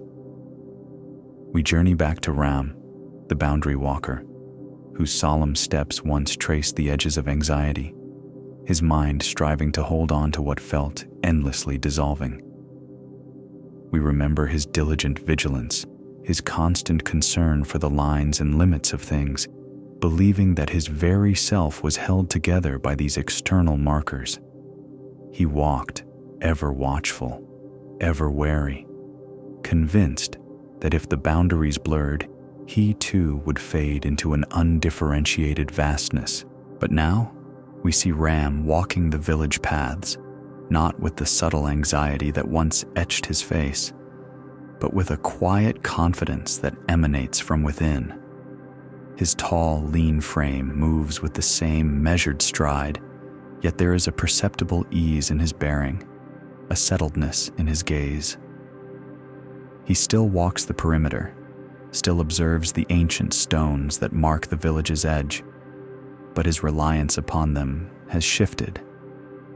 He understands now that the true boundary is not etched in stone or drawn on a map, but lives within him, a felt sense of his own presence. Ram's steps are sure, even on paths where the marker stones have long since succumbed to the earth, or where the morning mist still clings, obscuring the familiar landscape. His body remembers the way, not through sight, but through a deeper, ingrained knowing, a memory held in muscle and bone, in the very rhythm of his breath. The path is created anew with each intentional step, his presence itself defining the space around him. He knows that his sense of self does not dissolve into the boundless, but rather finds its strength in the steady rhythm of being present. The boundary is not a wall that separates, but a quiet knowing that connects, a continuous unfolding of his own being in relation to the world. From Ram's sure steps, we turn our gentle attention to Sita, the thorn remover, whose sensitive fingers once sought to extract the smallest, most elusive pains for others, while she herself felt pierced by unseen wounds, a phantom ache that no one else could perceive. We recall her compassionate eyes, often carrying a shadow of her own suffering, her soft voice reassuring to others, yet unable to soothe the prickling within her own heart. She had believed that true healing lay in the complete removal of all pain, external or internal, and her relentless search for these invisible thorns had only deepened her apprehension. Now, we observe Sita in her work, her slender hands moving with the same remarkable precision, her touch as gentle as ever. But there is a palpable sense of calm that radiates from her, a quiet strength that was not there before. When she leans over a foot, her long dark hair falling softly around her shoulders, her eyes hold no shadow of phantom pain, but only a clear, unwavering compassion. She still finds the tiny thorns, still removes them with exquisite care, but her understanding has deepened beyond mere extraction. Sita understands now that some pains are not physical pricks, but echoes of fear itself, the fear of being wounded, the fear of vulnerability, the fear that pain might be permanent. She has learned that her true gift is not just the cleverness of her fingers, but fearlessness itself. It is the ability to approach pain, her own or another's, without adding the layer of apprehension, without bracing against it. In this fearlessness, the sharpest thorn, that of anxiety, begins to lose its power. She offers not just skilled hands, but a steady, unwavering presence that allows others to release their own fear, knowing that many thorns are rooted not in the flesh, but in the mind. Her touch becomes an invitation to trust, a quiet reassurance that even unseen wounds can be met with courage and calm. As Sita's fearlessness intertwines with Ram's internal knowing, we find ourselves drawn to the contemplative stillness of Banu, the smoke maker. We remember his quiet introspection, his gaze often distant, searching for a mystery he felt was absent from his own clear, linear thoughts. He had believed that wisdom lay in obscurity, in a profound haze that would cloud the sharp edges of his mind, and so he sought to create that haze through riddles and fasting, hoping to stumble upon a deeper truth. Today, Banu still tends his fires, still mixes his ceremonial powders, creating vibrant plumes that rise and drift across the village square. But there is a different quality to his contemplation. His gaze is no longer distant in a searching way, but rather in an accepting one.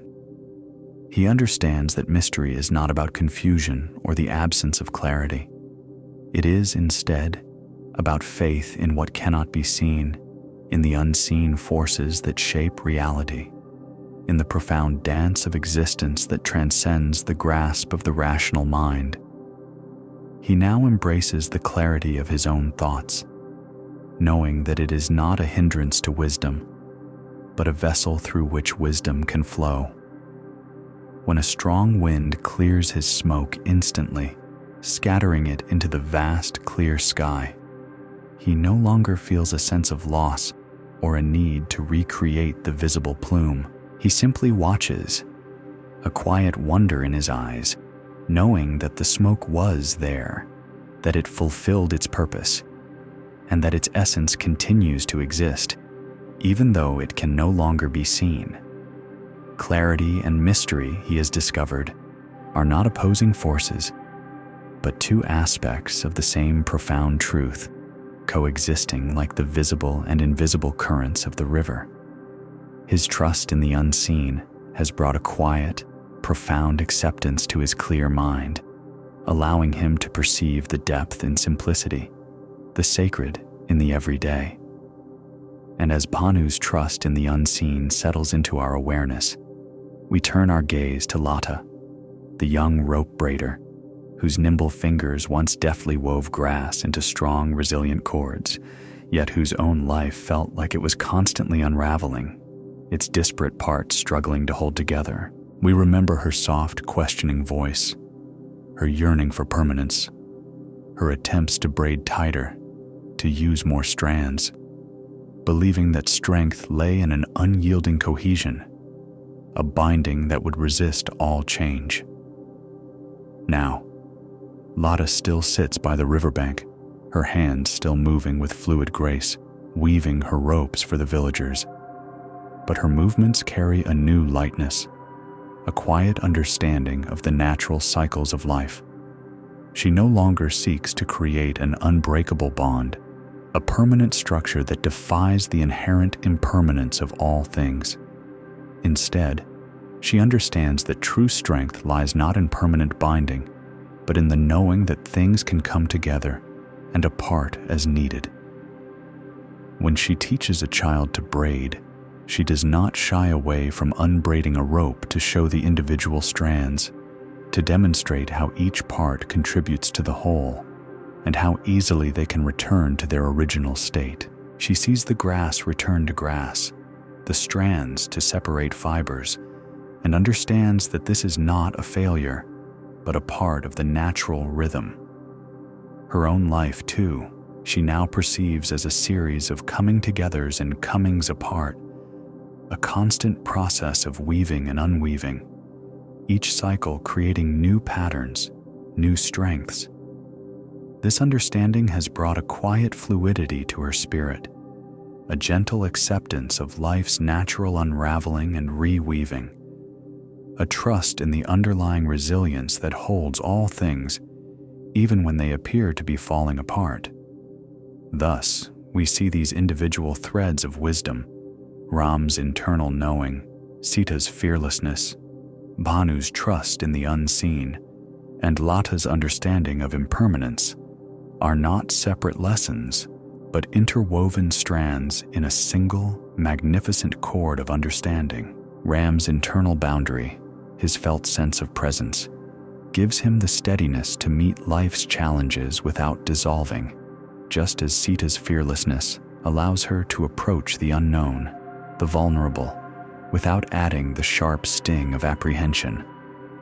Both teach us that true security is not found in external defenses or the absence of pain, but in an inner anchoring, a quiet courage to be fully present with what is. Bhanu's trust in the unseen complements this, reminding us that there is a profound reality beyond what our senses can immediately perceive, a deeper truth that requires not a clearer sight, but a deeper faith. This faith allows us to walk paths like Ram when the markers are obscured, and to heal wounds, like Sita, when their source seems invisible, and Lada's acceptance of coming apart and coming together. Her embrace of the natural cycles of change grounds all of this. It reminds us that nothing is truly permanent, that even our internal boundaries, our fearlessness, our faith in the unseen are not static achievements, but living, breathing processes, constantly adapting, constantly unfolding. The strength of the rope lies not in its unbreakability, but in its ability to be rebraided, to adapt, to flow with the demands of life. Together, these insights offer a complete picture of mindful living. They invite us to find our security not in rigid lines, but in the fluidity of our presence, not in the eradication of all pain, but in the fearlessness with which we meet it, not in grasping for certainty, but in trusting the unseen, and not in forcing permanence, but in embracing the beautiful, natural rhythm of change. The village itself reflects this interwoven wisdom.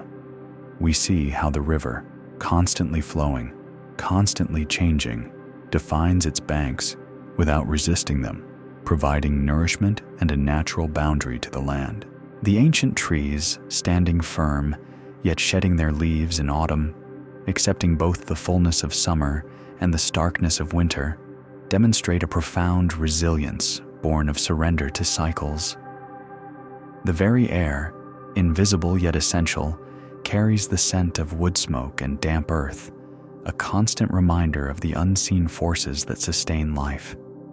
This is the gentle invitation these quiet lives extend to us now, to recognize the profound interconnectedness of all things, to see that the peace we seek is not a fragmented collection of separate solutions, but a holistic understanding that permeates every aspect of our being.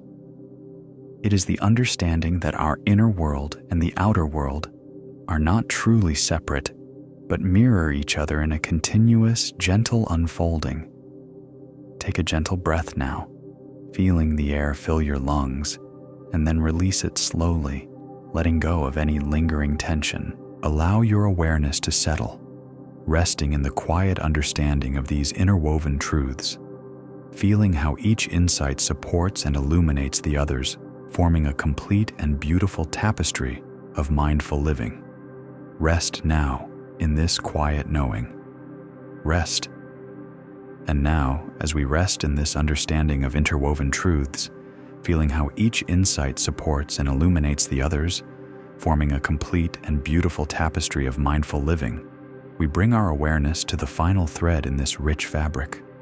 We turn our quiet gaze to Uma, the ash maker, whose perceptive hands once meticulously burned specific plants to create the finest lye, yet whose own heart often held a deep weariness, a sense of something vital burning away inside her.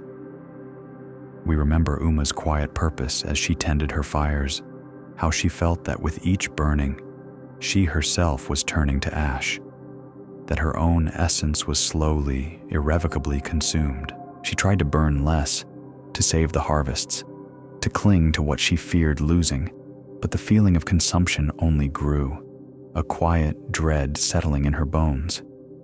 She perceived ash as an ending, a finality, the residue of what once was, now gone forever. But then, after a gentle rain, a moment of quiet revelation had come to Uma.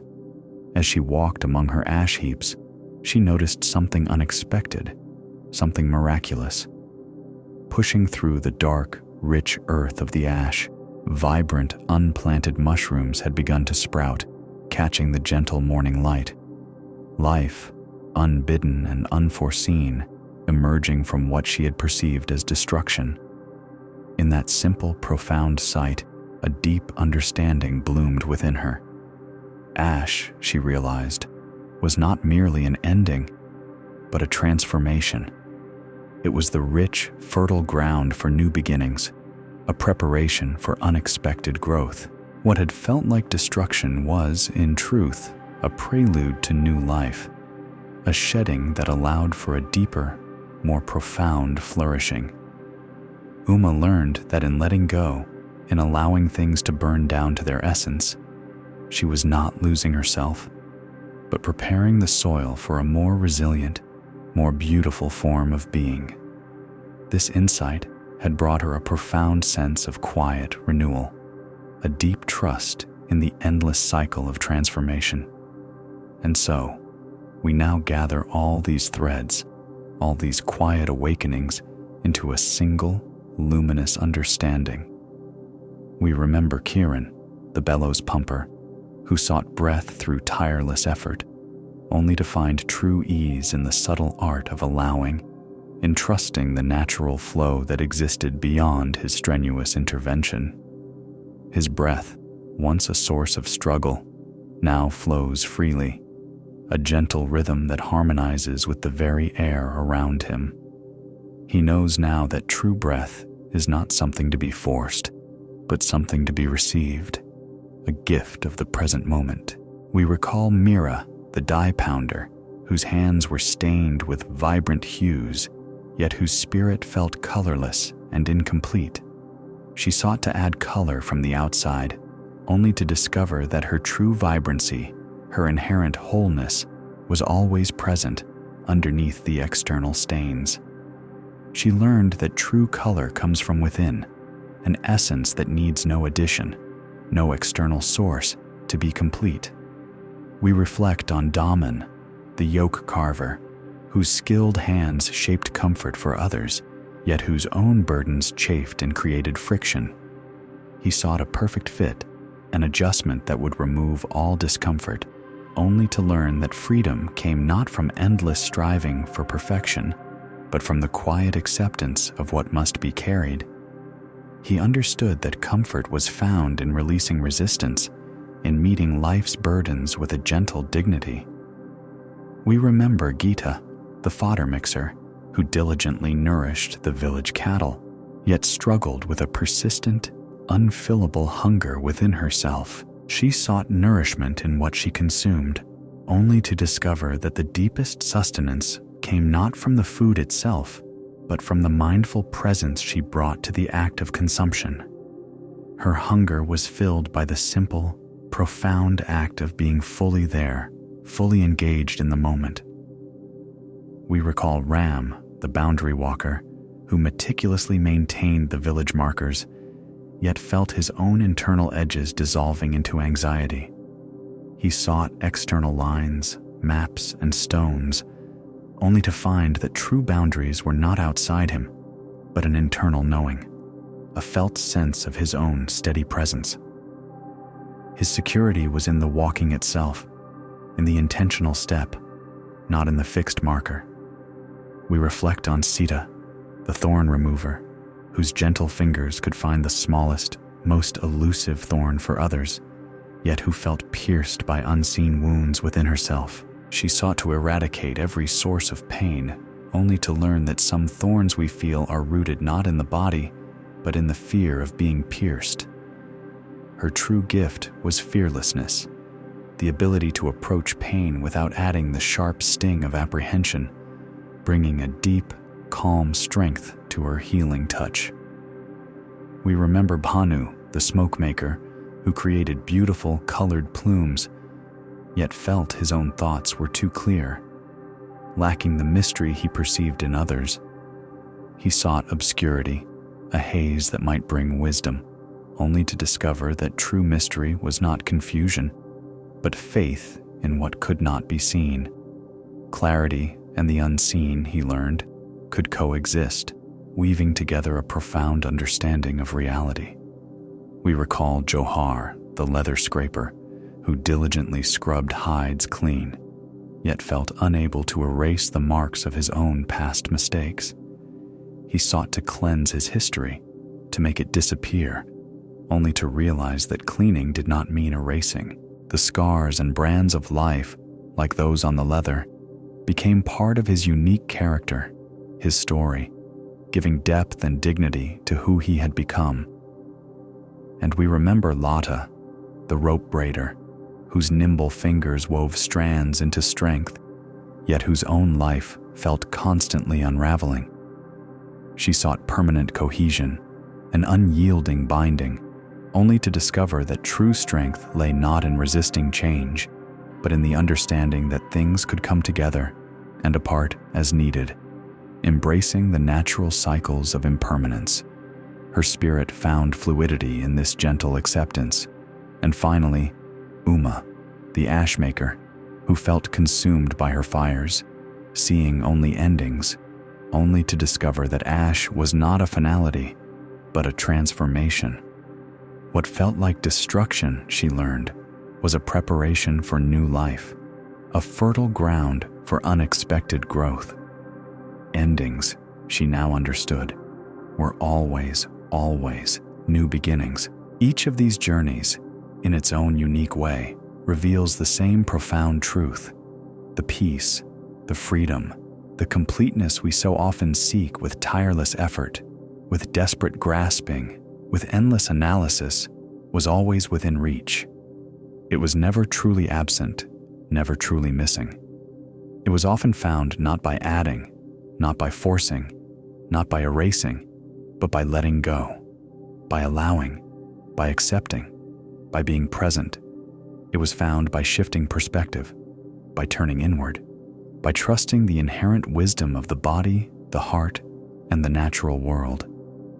It was found in the quiet completeness that resides within and around us, a tapestry woven with the threads of everyday life and timeless wisdom. We have journeyed through this quiet village, observing, listening, learning, and now it is time to simply rest, to let all striving fall away, to release any lingering tension in your body, in your mind, in your heart. Feel the gentle rhythm of your own breath, a natural allowing, a quiet receiving. Feel the inherent completeness of your own being, a vibrant color that needs no external addition. Feel the soft acceptance of all that you carry, knowing that freedom comes from releasing resistance. Feel the profound nourishment of your own presence, a hunger filled by simply being here, now. Feel the steady boundaries of your own essence, a quiet knowing that holds you whole. Feel the fearless strength of your own heart, a gentle courage that dissolves apprehension. Feel the deep trust in the unseen, a quiet faith that perceives mystery and clarity. Feel the quiet dignity of your own story, your marks of life, your past, all woven into who you are. Feel the fluid strength of impermanence, the coming together and coming apart, a natural dance. Feel the quiet renewal of transformation, knowing that endings are always new beginnings. Rest now in this quiet completeness. Let this wisdom settle like soft rain, nourishing your spirit. Allow yourself to be cradled by the profound peace of this moment, letting go of all effort, all seeking, all doing.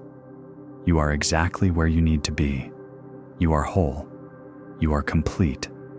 Find your home in this peaceful moment. Drift now into the deepest, most restorative sleep, knowing that all is well. All is well.